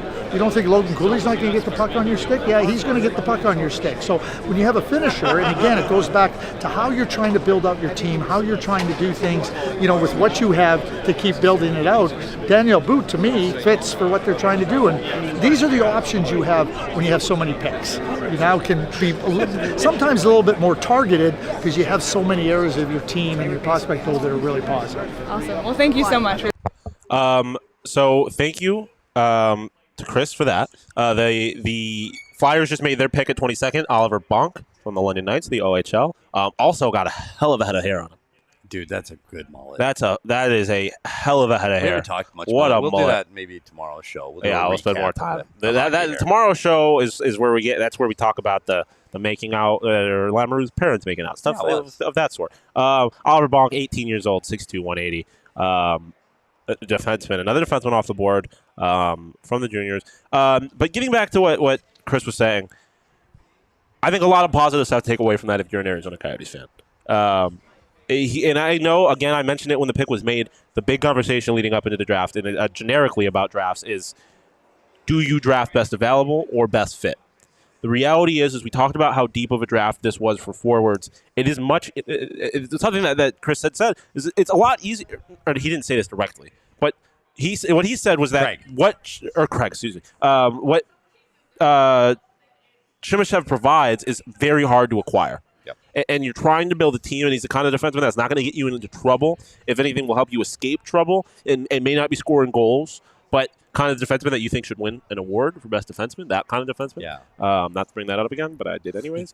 But, oh, wow. Shout out Oliver Bonk. Speaks fluent Czech. That's a hell of a teammate to have. I'll say that. If you can check with some of your teammates, why not? But yeah, I think both of those players are the kinds of players that make this into a complete team. You look at the Coyotes now and what they have. Obviously you would love that. You probably don't have necessarily your first line center. Maybe you don't have a Connor Bedard on this team, but you definitely don't have the kind of game that Simashev provides, at least in your prospect pool. And you don't have a guy the size of a guy like Boot, excuse me. So I'm going to keep calling him Butt. We're gonna. Its name's spelled B-U-T. I don't know what you want from me. We're going to do Oliver Bonk, son of former NHL player Radek Bonk, which is probably why he speaks fluent Czech, if I had to guess. Wow, look at you. Just some context. Connecting clues. some dots. Yeah, that's what I do. So the New York Rangers have the next pick. Here's an updated look at the big board. Oliver Moore did get drafted. Did I make that up? He did. Yeah, Fastest Oliver Moore player. got taken. So Gabe Perreault is the highest remaining prospect on the board. That's not Allie doing that, by the way. No, that's not Allie. Well, I'm not going to name any names. I'm not going to throw anybody back home under the bus, but it is not Allie. It is not Allie. But yeah, so Gabe Perreault's still on the board. Yep. And you have to wonder, again, we're almost there, buddy. Again, we're getting to the point where the Arizona Coyotes, we're getting close to where the Arizona Coyotes drafted back into the first round last year. So who knows what's possible. Just hang on. So I want to get back to Craig Button. Yes. So we've been sitting here for 2+ hours, vying on 3 hours, talking about disappointment or hollow feelings or whatever we said. Okay, scrap that, because what he said doesn't matter. Nobody knows. Nobody knows who fits where. These are the players that a scouting staff that we've believed in, that he built, picked. These are the guys that he said are the guys that are going to help this team. And when I've talked about building a team, you need to build a team. And if you got roles that need to get filled, they need a big, strong defenseman that can get the puck up the ice. They don't have it. They don't have it. They don't have it in their prospects. They don't have it in the American League, not on their National League team, and there's nobody coming that has the skill set that Simashev has. Yeah. They don't have it. Yeah. They do now. Yeah, because, I mean, let's be honest about this situation. Would you rather Matvei Michkov end up being a top 5 player all time, but you not have any defensive help and still not win cups? Yeah. Or have a complete team that actually gives you an opportunity to win a cup? Right. Obviously, you're taking big risks because in order for that to all work out, all of your draft picks kind of have to hit because you don't necessarily have that prospect depth in any given position. Right. But again, we talked about how much we've trusted this scouting staff up until this point. Have no reason to believe that guys like Cooley or Gunther are going to be any kind of bust. They should be very good NHL players. We know the kind of guys that are on this team already. Obviously, a guy like Keller, Nick Schmaltz constantly gets thrown in trade rumors, but we're at the draft where people thought he might get drafted or traded, and that has not happened yet, and I don't have any reason to believe that will happen. So if you have any of these forwards, it doesn't matter if you don't have defense. So if these picks hit, you have GMBA and his scouting staff has built a complete team. And the other thing that he talked about, Daniil Boot, is he's a goal scorer. Yeah. And if he plays on Logan Cooley's wing and Cooley can get him the puck, we got Cooley's size as an issue. That's exactly what I was going to say. That's another thing that we kept bringing up is you can't have a bunch of tiny guys in the same line. You're going to need somebody to protect Logan Cooley at that size and the kind of game he plays. He wants to play with skill. He wants to make plays. Yes. You need somebody else on the ice that is going to be able to. He's playing with Snuggerud and Nye right now. Some big are kids. massive, right? And Exactly. they all, because of that mix, were able to be successful. Chemistry. You need that. And again, the Rangers are about to make their pick, but they got to check their boxes. They haven't made any picks yet. They went to the. Oh wow! They went straight to it. Right, Gabe Perreault. So no panic, Yannick. There he is, right there. Former Coyote centerman, all-star. Let's get back to the drip. Decent head of hair. I'm loving the brown pinstripe suit. The brown pinstripe might be the best drip we've seen so far. The NHL players don't really do a whole lot. This ain't the NBA. They don't really go crazy. They can step it up. Not the NBA. To be honest, it's definitely unique. It is. Yeah, I mean, the hockey has their thing. That's for damn sure. Like they definitely go a different way with it. That's the lining. Inside. What is the lining? I don't know what it looks like. Pictures of pictures like of somebody. Hockey players. I don't know. Taking a while to take the jacket off. But the lining has made the lining has become a thing. Oh, yeah, no, he's got the sweat stains. Why would that's what I respect. The suit doesn't work nearly as well without the jacket. I'll say that. Why would I know you do that? He's got to throw on a jersey. That's probably why. Gotcha. But That makes sense. But still, that's one thing I would say. I don't know how the tie. I'd have to be very careful about the tie choice because it's got to go with any jersey. Unless I'm kind of Bedard, I'm dressing to be a Chicago Blackhawk. You are known for which your I think his tie does. I think it does. But those brown pants are not going to go with this jersey. No. I think you got to go. I don't know what you do. Gray probably is probably the best bet. Yeah. Or blue. Blue. Yeah, but what if you get drafted by a team with all black? What Like if you go to the Dallas Stars, you got navy on. Yeah, that's not going to work. Buddy. Yeah, I think it's gray. Unless you're bold and go white. Yeah. You get black. White or gray. A white gray, suit? Black. Buddy, I do fire. Or you just go every color. While we're talking about Coyote connections, I'm going to throw out a big shout out to former Coyote assistant coach Phil Housley. Oh, former Sabres head coach Phil Housley. Hired as an associate coach of your New York Rangers. Look at that. There you go, more Coyote connections. A lot going on in the NHL this year, or like this offseason already. So people are worried about my health. I saw a few comments. Well, unless I started drinking early. Have I been drinking? Well, I've been drinking water. He's been drinking a lot of water. It's very hydrated. It's toasty out here. It is toasty. It's really hot. It's very hot. Yeah, and I also I've got bug bites everywhere. It's hot. It's toasty out here.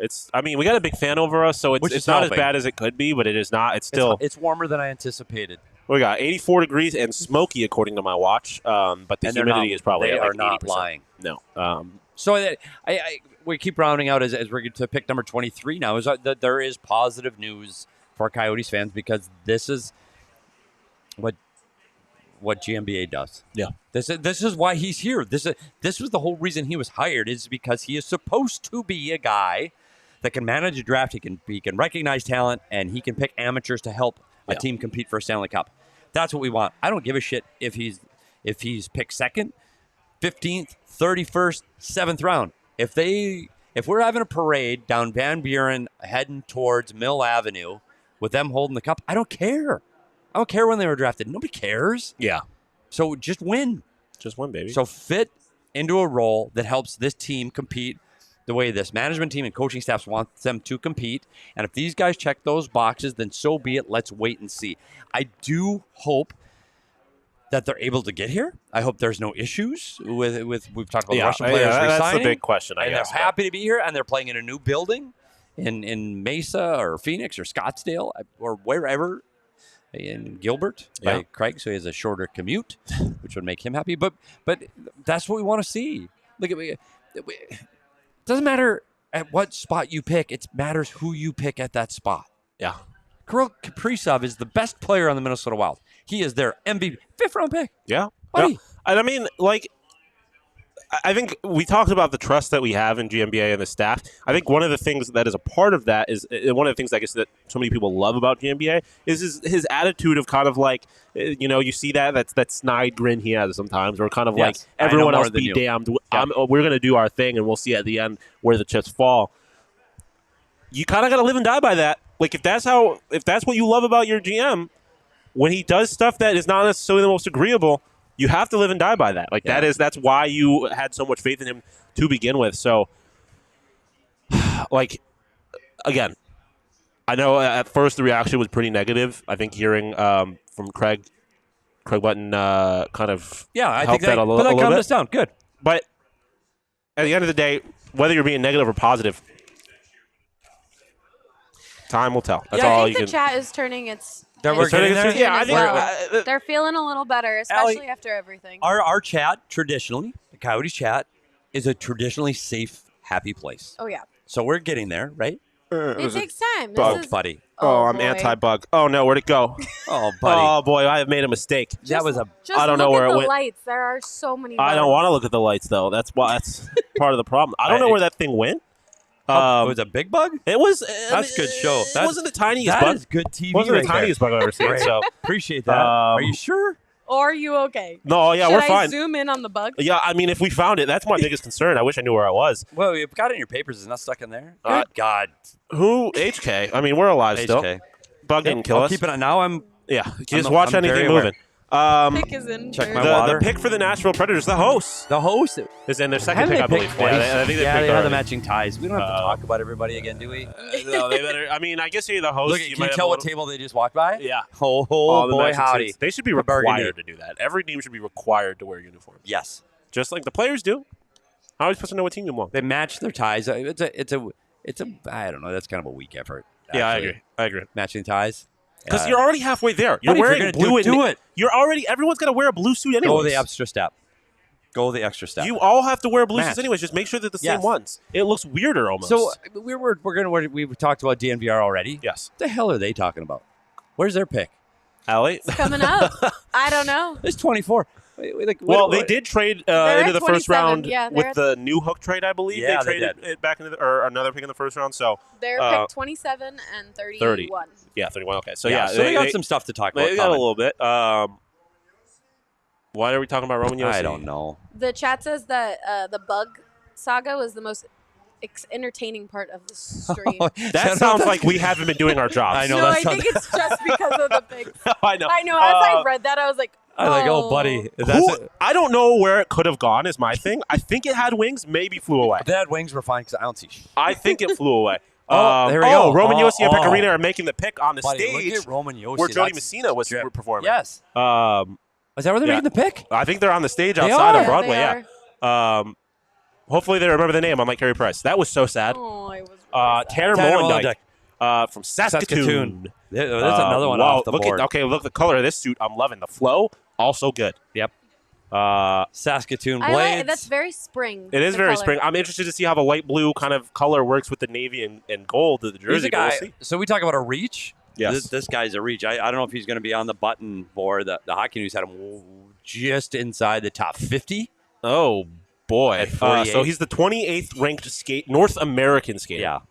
So 28th ranked North Americans, 18-year-old defenseman. I mean, this again, I think, is kind of the product of this being a much deeper forward draft than a defenseman draft. If you need defenseman, you're going to have to go further down these rankings if that is the position you are dead set on drafting. Okay.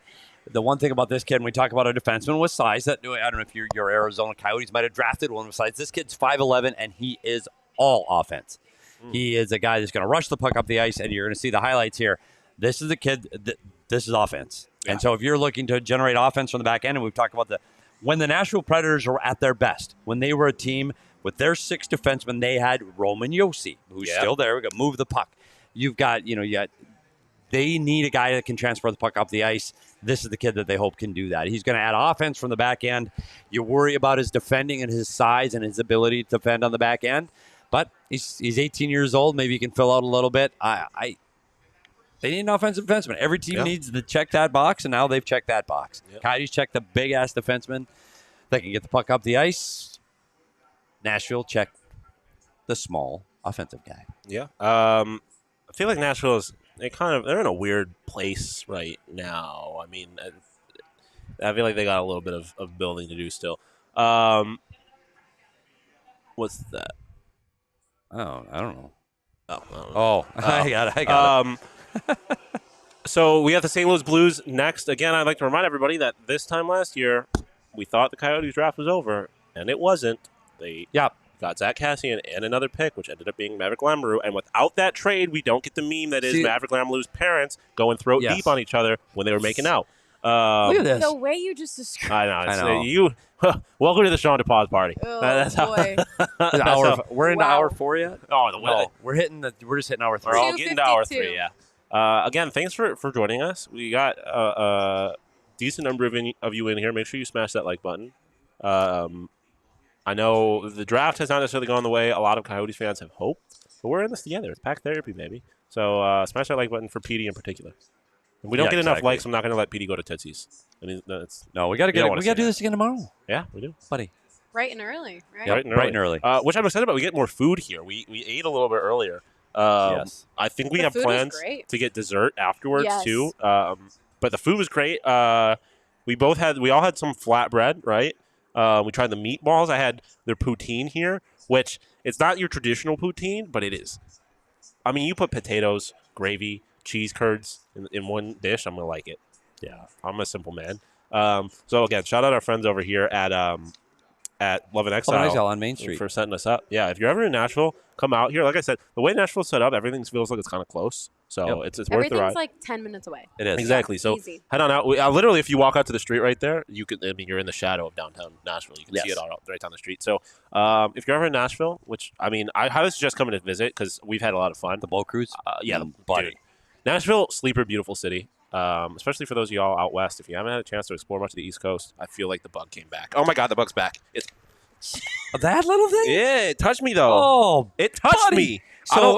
Buddy, I was at the Airbnb You're yesterday. about to run out. I needed to get rid of it. The bug was landing on me. On the roof of the Airbnb last night. We all went up. We had a PHNX meeting. Oh, there was a bug, dude. That was a bug. Cockroach. So that's what when he's freaking out, I thought that thing was little. I don't want a thing that can fly and walk touching me. Buddy, the bug panic, way overstated. It wasn't panic. It was more of just that this is a situation I need to rectify. I didn't think it was going to kill me or anything. I just didn't like it being there. Okay. Let's take a look at our latest big board with Gabe Perreault being off the board. Andrew Cristal.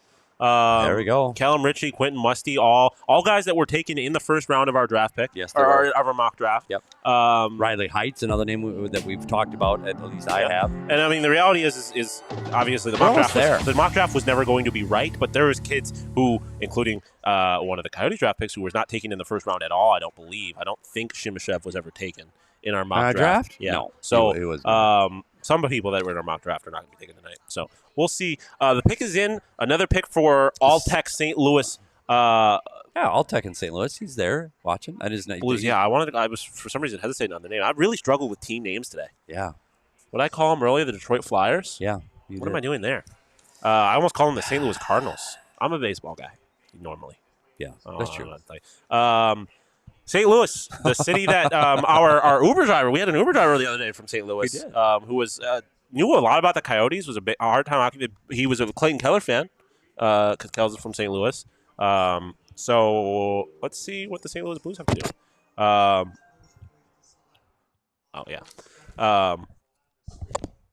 The St. Louis Blues select Otto Stenberg from Frölunda. He went on our Junior draft. from Sweden. Yeah, Yes, he went did. on our draft. Otto Stenberg I'm still going to sit there, and that'll be my biggest regret over the draft weekend. is not taking your Minnesota guy. Yeah. Understandable. I had him circled. I was ready to go, and I chickened out. And I took the Phoenix kid I took Gauthier because he's French and Gauthier. Yeah.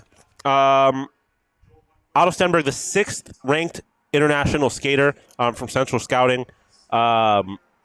And you look at some of the guys that have been taking below him, Daniil Boot, obviously Simashev, Tom Villander. All ranked lower. All ranked lower than him by Central Scouting. So the Blues might have gotten themselves a hell of a player here late in the first round. Yeah, a lot of people, and I know, I forgot. I think it was AJ Arrudo took him in the mock draft that really liked him. Mm-hmm. So I think he's another. You look at him in the middle of the ice, probably. He can score. His shot is great. Like, it's an elite release. He can get shots off top circle, beat a goalie clean. St. Louis Blues have 2 good picks now. Yeah. And that's a team in the Central Division. They're trying to keep up, desperately trying to keep up. That he struggled this year. Was not the season they wanted to have in St. Louis. You know, after they make the Stanley Cup run. And what happens when you have a Stanley Cup run like that, or the LA Kings back, that you have to give up some of your future. Vegas did it this year. You know, Peyton Krebs, their top draft pick from a few years ago. Well, I mean, you look at, you mentioned the St. Louis Blues and the Golden Knights and what they've having given up. You look at the other side of that now, and I didn't do this. He brought up 2 players who were traded to the Buffalo Sabres. Yep. And now the Sabres, both of those players are the returns in both of those trades are huge in what they're doing now. And that was a team that was not going anywhere. Yes. With those players on the roster. So you got to look at all that team as well. They drafted some, but they got a lot of good trades going there. And I love the Buffalo Sabres coming up next season. Yeah. I've got them in the over/under in the MGM bets. Put them in the playoffs. Yeah, I like them. I would be shocked if the Buffalo Sabres didn't make the playoffs last year. I don't think they'll only get better. I believe in Devin Levi a lot. But this is not a Sabres podcast. Otto Stenberg, San Jose, Mike Greer getting ready to make their second pick of the draft at 26. So we'll talk about that when it gets there. But so we're here now. Pick 25 has just been made. We've had a lot of time to stew on it. How are you feeling right now? I'm feeling better than I did an hour ago. Yeah, and definitely. I know it's hard for drafts, and now here's the problem. The problem now is I want to fast forward and see these guys play. Yeah, and and in our situation, it's going to be a couple of years. Right, and so you want to go to the development camp next week, which is going to be at the Ice Den in Scottsdale, and you go, I'll go see these new guys. No, you won't. They'll be in Russia. You will. Well, not they might be see here, them. but they won't be skating. They won't. You will not see them. So yeah, I think that's the toughest part, and that's one thing similar to baseball. Honestly, is very rarely are you getting a guy that you draft soon. This isn't the NFL. This is the NBA, where there's nowhere else for them to go, basically, but the professional roster. That's the hard part about this, and that's where it takes so much faith. Rebuilds don't happen overnight, so we'll see. It does definitely suck that we can't. We don't get to see these guys anytime soon. I think that's the hardest part about drafting 2 kids from Russia. But it is what it is. If they end up being good players, then no one's gonna remember the 2 years that you were waiting for them to get over here. Yep, I agree. I just so frustrated. I want, and this is my little soapbox for all of the fans that have stuck around through all the shit. And there's been a lot of it over the last 20 years, votes and all of these things.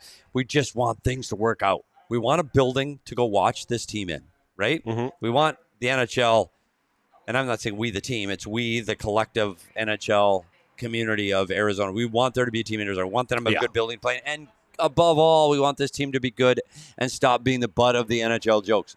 We want that to end. And to do that, you need really good players. So let's hope the GM Bill Armstrong, through 2 consecutive drafts now, has started to get this team on that path. I believed last year when the smoke and dust all settled from last year's draft, I think that they did that. I think Logan Cooley, if you redrafted today, last year they're going, gosh, Lou, was that a little bit of a reach with Logan Cooley? You drafted to that redraft, he is number 1 overall. Yes. So everybody slow down, pump the brakes, slow the roll a little bit, and let's wait for another year. And let's wait and see what happens for these guys in their progression over the next season. And then when we're sitting here next year having this discussion, we'll go, oh my God, Simashev, did you see what he did in the KHL? Yeah. Did you see that highlight on YouTube where he put the guy through the glass? Like, I it's so premature. It is.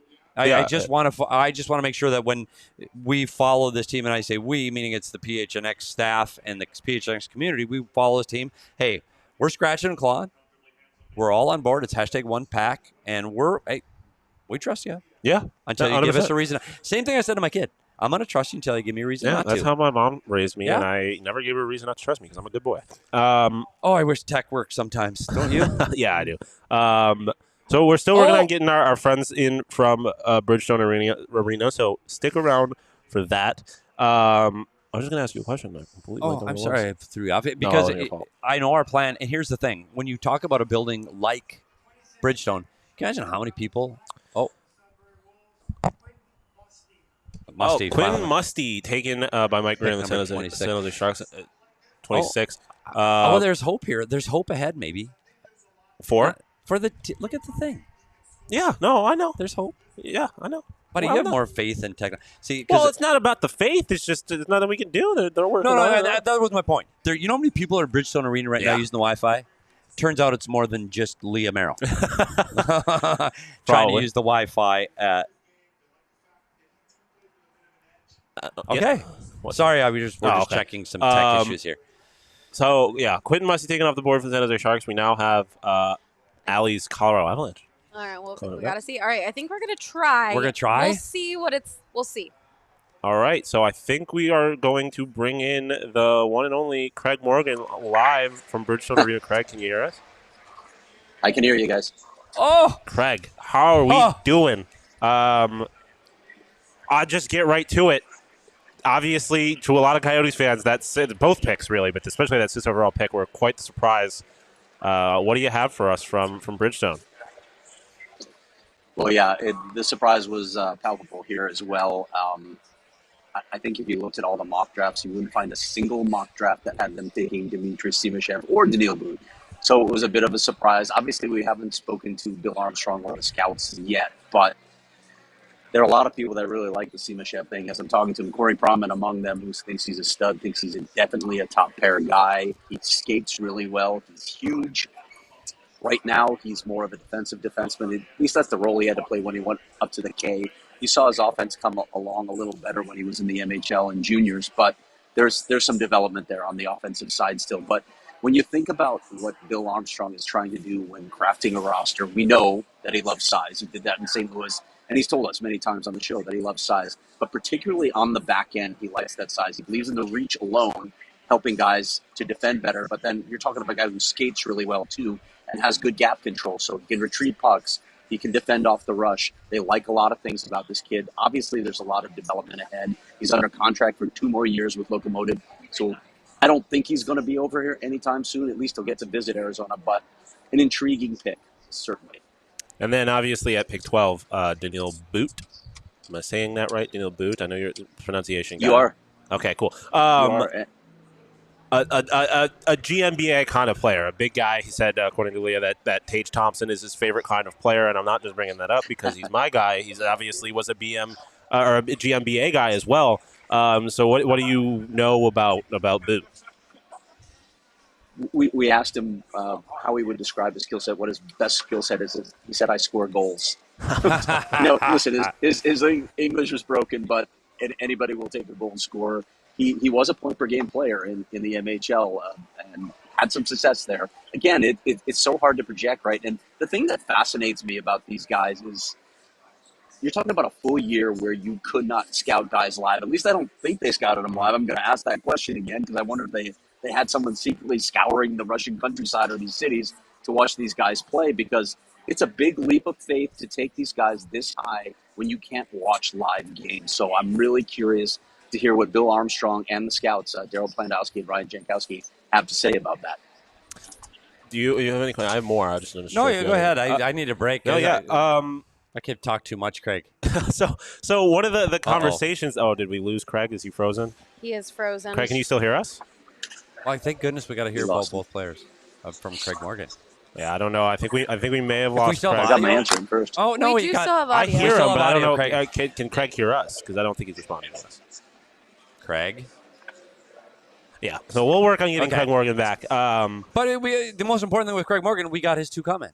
Yeah, that's what we wanted to hear. Yeah, we got. So all his questions brought up more questions. Yeah. So he's got to find out what is going on the inside of the mind of Bill Armstrong, Ryan Jankowski. Yeah. And so what he was saying about the draft, right, or about the scouting. Yeah.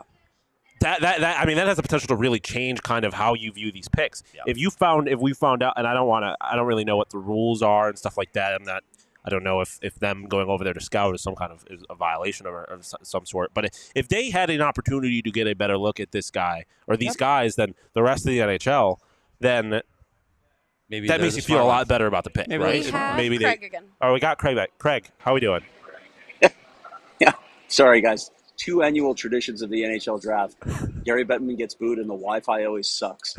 So that's where we are right now. At least there's no internet outage like there was in Montreal last year. The one I was going to ask you is obviously one of the conversations that we had a lot leading up into the draft is drafting best available versus best fit. And it definitely seems, especially with that 6th pick, drafting a defenseman, they drafted for fit, not necessarily available. What is your read on that? Do you think that maybe they just had a different view on Dmitri and he was the best available, or they were just truly drafting for fit? They did believe he was the best player available at that spot, which fascinates me because Matvei Michkov was there. And I need to ask about that as well, because I'm really curious when you have a generational talent like that, at least a guy who a lot of people believe is a generational talent, and you pass on him for another Russian and a defenseman when we were told this was a forward-heavy draft. I'm just fascinated. I have so many questions right now, guys, about this pick because it surprised everybody. Even though there are a lot of people that really like Simashev, this was a surprising pick. So I'd really like to do some more reporting with their scouting staff on this one. So I just want to ask a question of what happens next. Procedural question for you. You talked about talking to Bill Armstrong and the scouting staff. Is that something that's going to happen tonight? That you're going to get an opportunity to talk to that staff? Well, we'll definitely get Bill Armstrong. I'm hoping to get at least one of the heads of the scouting department as well, because I want to get a deeper sense of how they were able to come to such a strong conclusion on the number 6 pick and the number 12 pick. Those are high picks, Petey. We talked about this on the show. You can't miss. You can't miss here, right? And if you're not scouting a guy live for a year, how are you that confident? So I really need to get those answers before I can form my full story. And while we were talking right here, Allie and our friends over at DMVR, Colorado Avalanche, selected Callum Ritchie, center out of Oshawa. But one other thing I wanted to ask is, do you have any kind of insight onto anything, or what, if anything, makes these two guys' situations different from Matvey? Because obviously the conversation around Michkov was the difficulty of getting him over here. Why might these two Russian players be different from the Matvey-Michkov situation? Yeah, that's just another question that I have to ask at this point, Sean. We don't know. Both of them are under contract for 2 more years, and there can be some hoops to jump through to get guys signed out of the KHL. But clearly, the Coyotes don't feel that that's an impediment, or they wouldn't have dedicated such a high draft pick to him. But those are questions that I need to ask. I also wonder, what the situation was with Michkov, if there was something that turned them off of him, or if they were just, in fact, that high on Dmitri Simashev at number 6, and they really did believe that he was a better pick than Matvey Michkov, who a lot of people thought was a top 3 talent in this draft. Yeah, I think that we've said it here, Craig, is we talked about it last night, we talked about everybody's going to do their draft grades, and here's an A here. No one knows. We don't know. We have to put our trust and faith into a guy that built a scouting staff that he believes and trusts in, and that he picked players that are going to help this organization move forward. He picked for need and spots. He felt a big, strong defenseman is what this team needs in a position that they don't have anywhere throughout the organization, and we have to trust Bill. Yeah. Yeah, and here's the thing. I think Leah and Shane already sent you Craig Button. Yep. I'm assuming that's already aired. Yes. So you heard what he had to say about him. Corey Proman's on him. Talked to Chris Peters as well. So people that are, around the scouting world a lot and have talked to a lot of scouts, have watched a lot of games. To them, this pick wasn't, oh my God, what are the Coyotes doing? They think he has a lot of upside. It's just, again, when we talked about defensemen earlier in the week, there's a lot of development ahead for these guys, especially a big guy, right? It's going to take time to really know what you've got. So you better be certain, because defensemen develop on a slower curve. And again, you have the other impediments when you're talking about Russia and not being able to see these guys consistently. And then I got to ask thoughts on the suits. Obviously, we had speculated a little bit about the maroon, and that's obviously they went. They also have the draftees wearing the Desert Knight jersey, so they're really committing to the Desert Knight theme. So I need your fashion critique.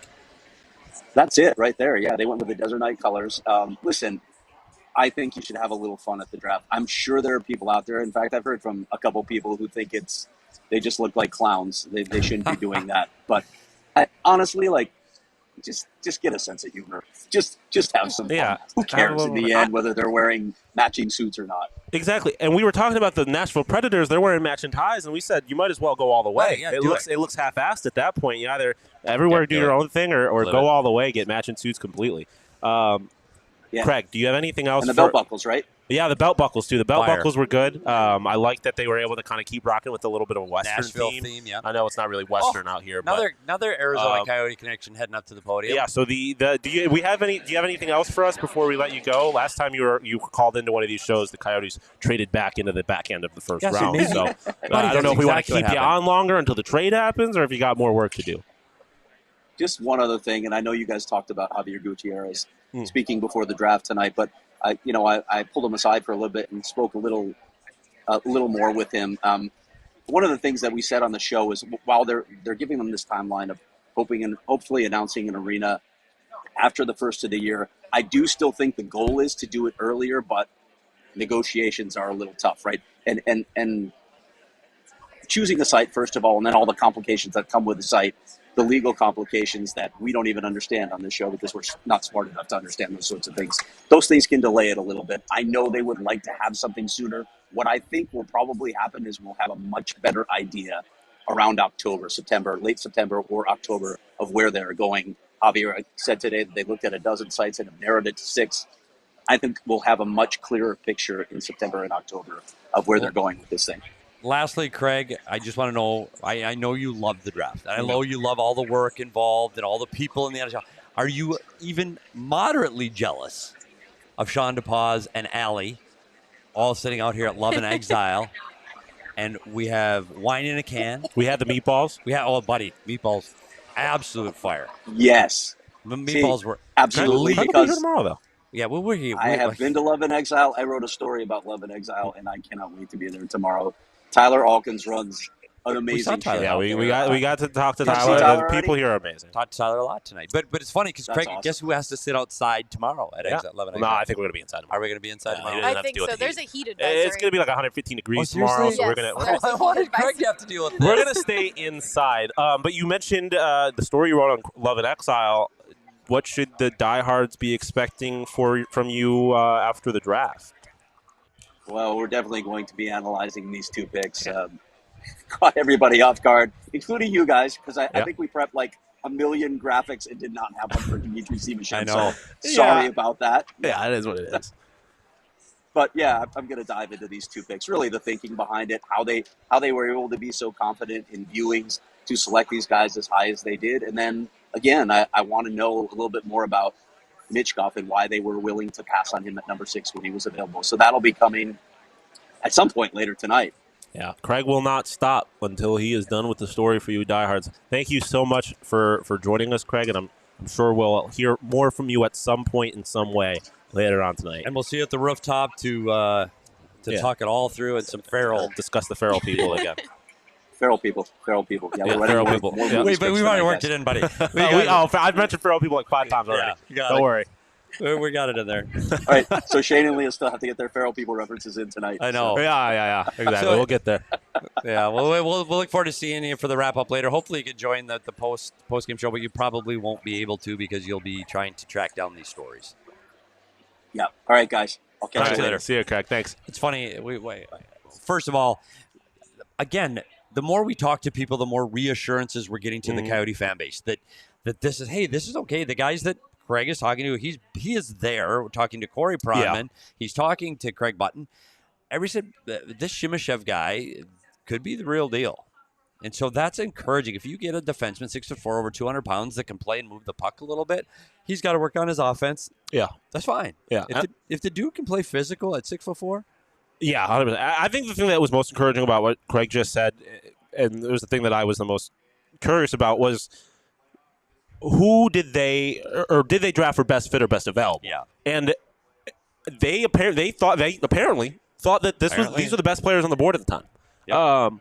Which you could, take a variety of ways. But if you have a lot of confidence in this team, you gotta have confidence in their scouting and that they thought they was the best players available and they made good picks. While we were talking to Craig, former Arizona Coyotes front office members, if you will, Brad Treeliving and assistant GM. Is it assistant GM or assistant to the GM? He's a specialist. Assistant to the GM. Shane Doan. They made their first pick of the draft, Easton Cowan. They stayed local, drafted the kid from London out of the OHL. So there's that. Yeah, first pick for we talk GM? about region. Hockey News had him at 89. Oh, well, this is a local kid again. He played in the O, so probably pretty easy. They probably got a pretty good look at this kid. London night. Again, and especially at the later in the rounds, I think this is where if you like a kid, you just go. Like, if you really feel good about a kid, you got to just do it. There's no point in waiting. The value of waiting until getting him in the second round at that point, HK. Like, I feel like early in the draft, it's definitely a tougher question, but it's such a crapshoot. There's Brad. You might as well. Oh, yeah. Brad is on ESPN talking to Emily Kaplan. Emily Kaplan, yeah. There you go. Well, I will say this. First of all, it is still hot. It is still hot. It's very hot. But it's definitely better. And the bugs are definitely becoming an the issue. bugs are having the bright lights out in the dark wasn't something I thought about. We don't got little gnats like this out in the desert. No, this is not as big of an issue. See, in Arizona, you don't think of like this. No. We weren't. Okay. They don't have to look for like snakes and stuff when they leave their house and go outside in the way that you do in Arizona. Black widows, scorpions. But the bugs here. But they got covered in bug bites. Bugs. I do have the big board, not with this recent pick, but that's if you fine. Let's take a look at it. This kid wasn't even on the big board, I don't believe, so it didn't even change that much. Andrew Cristall, still up there. You mentioned the I guess reach that the Maple Leafs just made. Yeah, we got guys not on the big board. Guys. At least we got guys on the big board. Yeah, yeah, exactly. At least our guys were expected, based on the big board, to be in the first round. Yep, there you go. Not this guy that the Maple Leafs just drafted, but that's kind of what they do up there. It's a new era. Charlie Stramel, the big reach for Minnesota. He's just hung onto the big board. Yeah, there you go. I gotta call Minnesota tomorrow. I'm so upset. I think they did it to piss me off. Yeah, it worked. Hey, it worked. There you go. So we'll see. We got what, 4 picks remaining in this draft? Yeah. Well, St. Louis's 29th pick is in, so St. Louis has another pick in this draft. They've already drafted Dalibor Dvorsky and Otto Stenberg, so the pick is in for them. We'll see what they do. After that, we have the Carolina Hurricanes, another Colorado Avalanche pick, and then the Vegas Golden Knights still have that last pick, I would assume. Right? Did they trade that? So, yeah, so then the defending champions, who will get booed loudly, I'm sure, will make the last pick, and then we'll be done. We're Then we get a break. We're getting close. We're not done. Well, yeah, we're not done. We're done with this form of the show. If you didn't know, shortly after the draft, we will end this, and then we will go live again with a wrap-up show. Leo will be calling in. Keith Tkachuk is not at least happy, by the way. from somewhere near Bridgestone Arena. Keith Tkachuk not happy with the pick? I don't know. He was shaking his head. He was sitting at the table and not He happy. looked upset. He was not happy. Oh. There he is again. He doesn't like it. Oh, he doesn't like what they are about to do. Let's see. I chose Big Wall. We ran into Big I'm Wall. gonna rock with Big streets of Wall. Nashville. I'm not gonna. Yeah, you I'm don't- not. Even if I Buddy, disagree with the nobody Tkachuk, argues. I'm not disagreeing with the Tkachuk. You do not. You do Brady is the least scary of them, and I'm not trying to mess with him. No, hell no. Yeah, the old man's scary. The whole man's scary, and Matthew Tkachuk is maybe the most terrifying man in the NHL right now. Agreed. Uh-oh. So this kid, I believe, was on our big board. Theo Lindstein, defenseman from Sweden, 18. The age doesn't matter; they're all young. 6 feet tall, 185 pounds, and maybe not the biggest. Maybe not. I don't think Walt might not be the biggest Walt Theo might be fan. complaining about the air conditioning. Yeah, We that's don't true. know. That's true. I mean, that's He one didn't thing. like the That's one thing that nachos. GMBA said. There's so many, and not that this was this, but there's so many misleading things that happen on you think draft. they're talking about a Smoke screen. trade and they're The talking phone about golf calls tomorrow. are Fake. not. Yeah, they're Fake. No figuring one out where there. they're going for breakfast, right? No one Or there. where they're meeting afterwards. Or no one there. That would be you. Yeah, that's also true. You would be on the draft floor asking what time we're meeting at Tootsie's afterwards. I do want to know that. I wait. We're breakfast, coffee, Tootsie's later. Not that I would ever go. I'll say this: Buddy needs to button his top button. You're on Yeah. national TV. Get it together. This isn't private high school. Yep. And I say that Another because I went to defenseman. private high school and I always had we always get yelled at for our top button. A lot of defensemen. A lot of defensemen, which is interesting because, again, the thing we heard, very forward-heavy draft. But do you think that's kind of worked in the other direction? Guys are trying to get their defensemen now because there's more room for error with forwards. So remember this next year because maybe everybody just lies to us so Yeah. that we say other things. Well, again, Shane Wright was a consensus first overall pick last year. Didn't happen. Adam Fantilli, consensus number 2, consensus second best player in the draft. Didn't get drafted second overall. Matvei Michkov, who obviously was a different situation, but most people consider the third best player in the draft, was, at least to one team, not even the best Russian in the draft. So we don't know anything. We don't know what the hell we're talking about. The people on the TV don't know what the hell they're talking about. Yeah. All respect to Emily Kaplan and everyone they got up there. They don't know what the hell's going on. They know better than we do, but no one knows. They don't know. The teams don't know who they're drafting until the day of. You think the Flyers thought they were getting Matvei Michkov at 7? No. You thought anybody thought the Coyotes were about to do what they did? It changed the entire draft. No one knows what's going on. That's a draft day. That's why it's fun. It's the mystery of it all that makes drafts interesting. If we had predicted the draft, it would have been boring. But we missed the joke. What's that? Do you see the joke Leah tweeted out? No. We want to thank Billy Guerin for the open tab at Tootsie's all week, set by Brad Treliving on the mic. Tootsie's is forever. He said that on the stage. Brad Treliving said that. Thanks The for the unofficial open bar of the National Hockey League. Yeah, that is true, by the Tootsie's, way. the Orchid So you Lounge. think is it not true? If you want to Oh. run it, buddy. Absolutely. There's 1,000 bars on Broadway, and if you want to see the NHL guys, where you go? Yeah, I mean, what? Yeah, you see everybody. Tootsies. You see- After I went to an Avs Predators game out here, and the bar we went to right after the game, Tootsie's. Tootsies? Yep. Unofficial bar of the National League. I wish then they would make the official bar bigger. Yeah. Yes. And a Add lot more another room. floor, maybe? Yeah, there are bigger bars with a lot more room, and guess what? They still go back to But this it's one. part of the charm. It is. You can hear both bands from the first floor, and the second floor is Yes. hardly even a second floor. No. You stand in the stairs, you hear them both 6 at or the 7 same steps. time. Boom. There was a pretty good band there the other day. I'll just say that. Yeah, the MVP band was still at stages. Sorry. Yeah, no, that was the best band. And but the other that thing was- Leah said on Twitter, I do have to throw this out there because it's something we haven't mentioned yet. We've talked a lot about former Coyote employees, players, and so on being involved in this draft. She said it does not seem right. Her actual tweet was, watching Shane Doan on the stage at the draft with another team feels so wrong. Yeah, I And didn't really see him it up because there. we were talking to yeah, Craig. glad I didn't. So to be it was kind of honest. those that we got lucky that we didn't have to go through that pain. Yeah, that would have of Shane Doan. really sucked. Yeah. Thing's not right there. Hopefully the pick sucks. I don't want them to be successful. I love Shane Doan, but I will never root for your success as long as you are a Toronto Maple Leaf. Trust. They are the New York Yankees to me. I hate them no matter what. Another big... Look at this mosquito. Look at how big this bug is. You're telling me I don't have a reason to be afraid? That's afraid. Come on now. That's not a mosquito, buddy. I don't know what it is. I don't know what it was. It got wings, and I got rid of it. I dispatched it. I really wish we could just pick everything up and move it inside for the recap show. But Yeah, that so seems do like I. a lot of work. Yeah, that seems like Well, a lot. That we seems will like more than power 10 through. minutes. We'll power through it. Yeah. I do think it's more humid than it was earlier. Yeah, I'd agree. The humidity is rough. This is a little bit older news, but I mentioned it earlier, talking about what kind of maybe offers were on the board for the Arizona Coyotes trade-wise. Again, I'm only doing this. Listen, I got to stop apologizing for this at a certain point. I'm from Buffalo, New York. I follow a lot of people from Buffalo, New York. So maybe some of my news is going to be a little Buffalo, New York focused if it's not from Phoenix. Kevin Adams said that he wanted to move up in this trade or in this draft with from the 11th pick. So, or with the 13th pick, you have to wonder if that was a team that had reached out to the Coyotes about that pick. I don't know. Maybe moving up.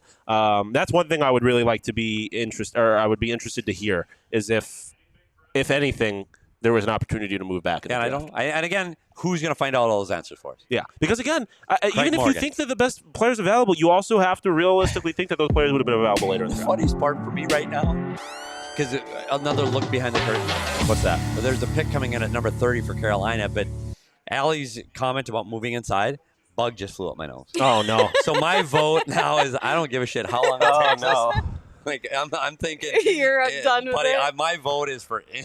No, I know we'll muscle through it. Oh, boy. But buddy, what we do to provide content. What we do to provide content, what we all do to provide content. Should we get this pick? Let's get this pick in. I think we're going to have somebody else joining us from I think we are. Let's get the pick Bridgestone in Arena, first. But the Carolina Hurricanes.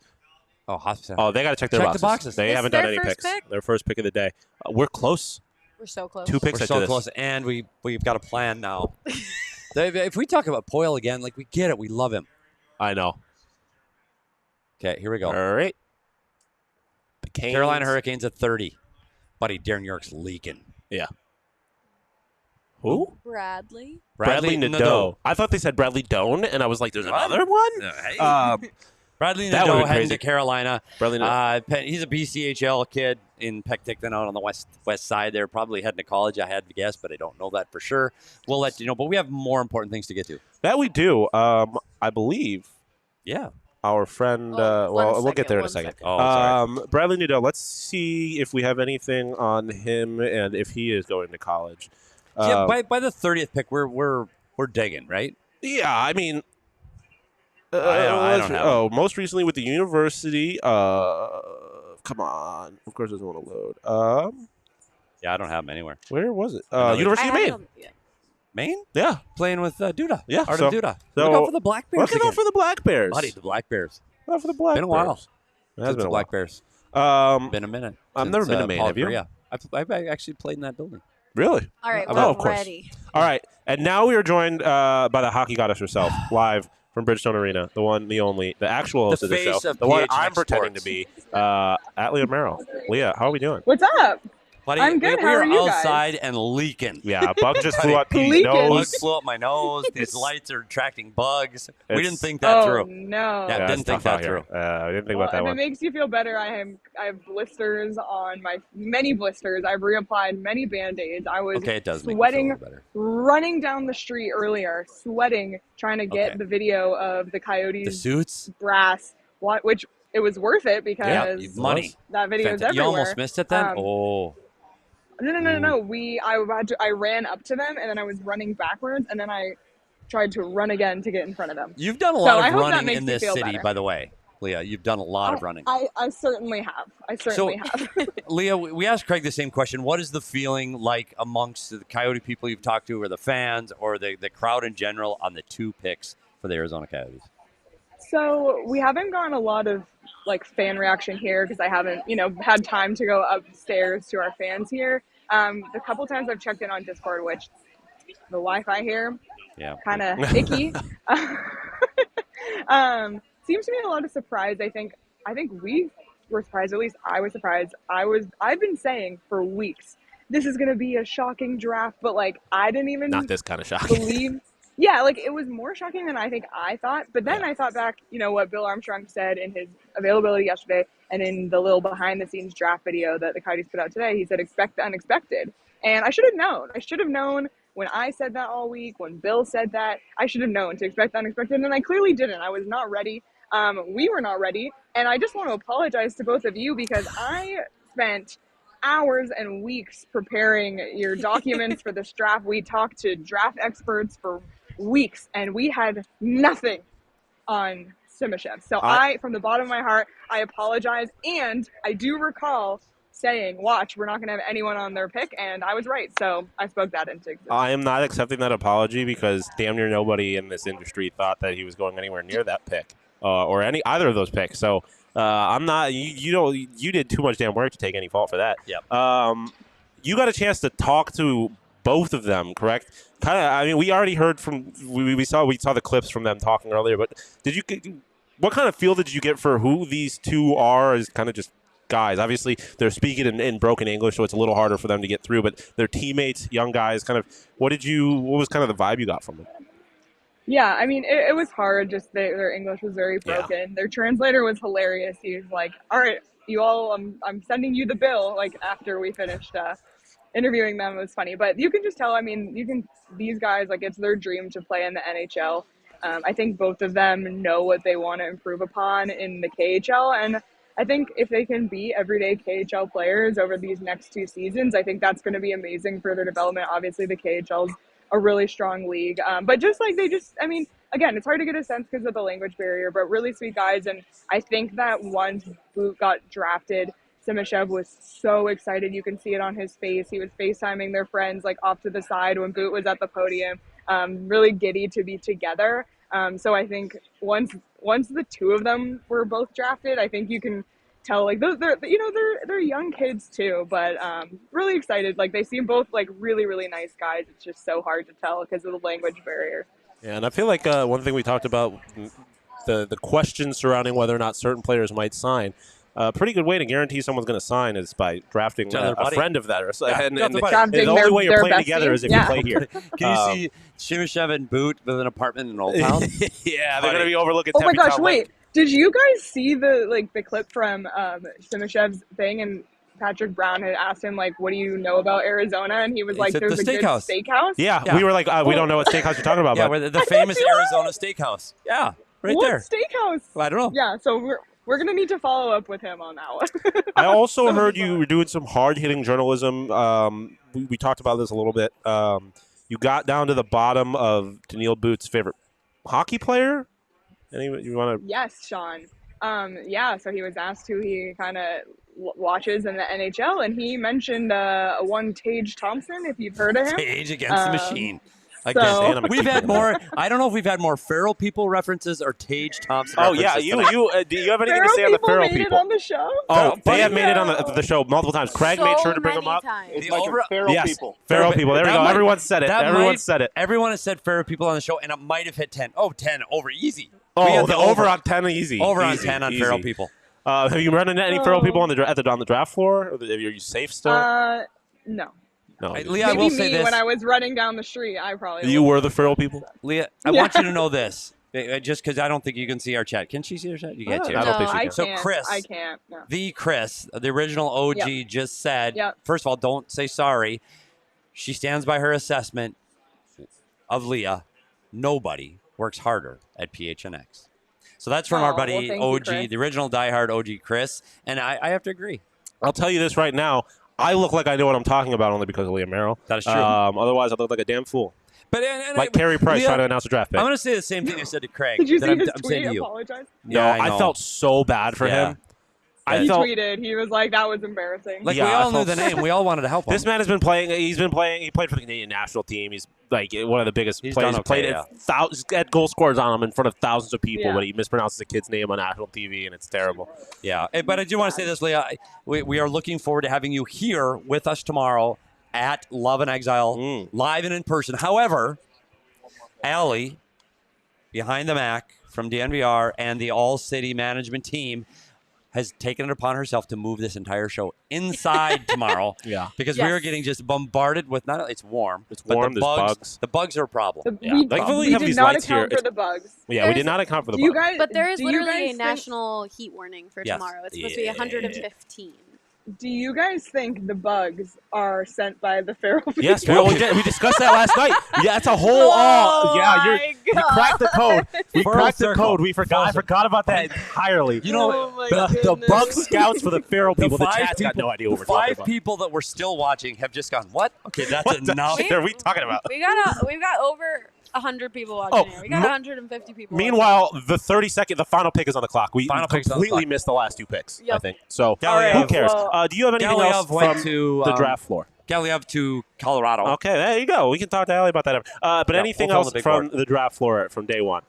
Nothing else for me for now. Obviously, we have to digest. We're going to get a chance to talk to Bill Armstrong as soon as the draft wraps. So we'll hopefully have some great video and more tidbits for you for your little recap show. And I will call in for that as well after we talk to That's what I was going to ask Leah. We're going to take a few minute break because it's a legit. Take a break. You guys We're are going to going take a 10 or working 15 minute hard. break, Get some rest our dessert. voices, get a little dessert. We're going to have dessert on the Hey, their ice cream's got cinnamon toast crunch crumbles on it. Buddy.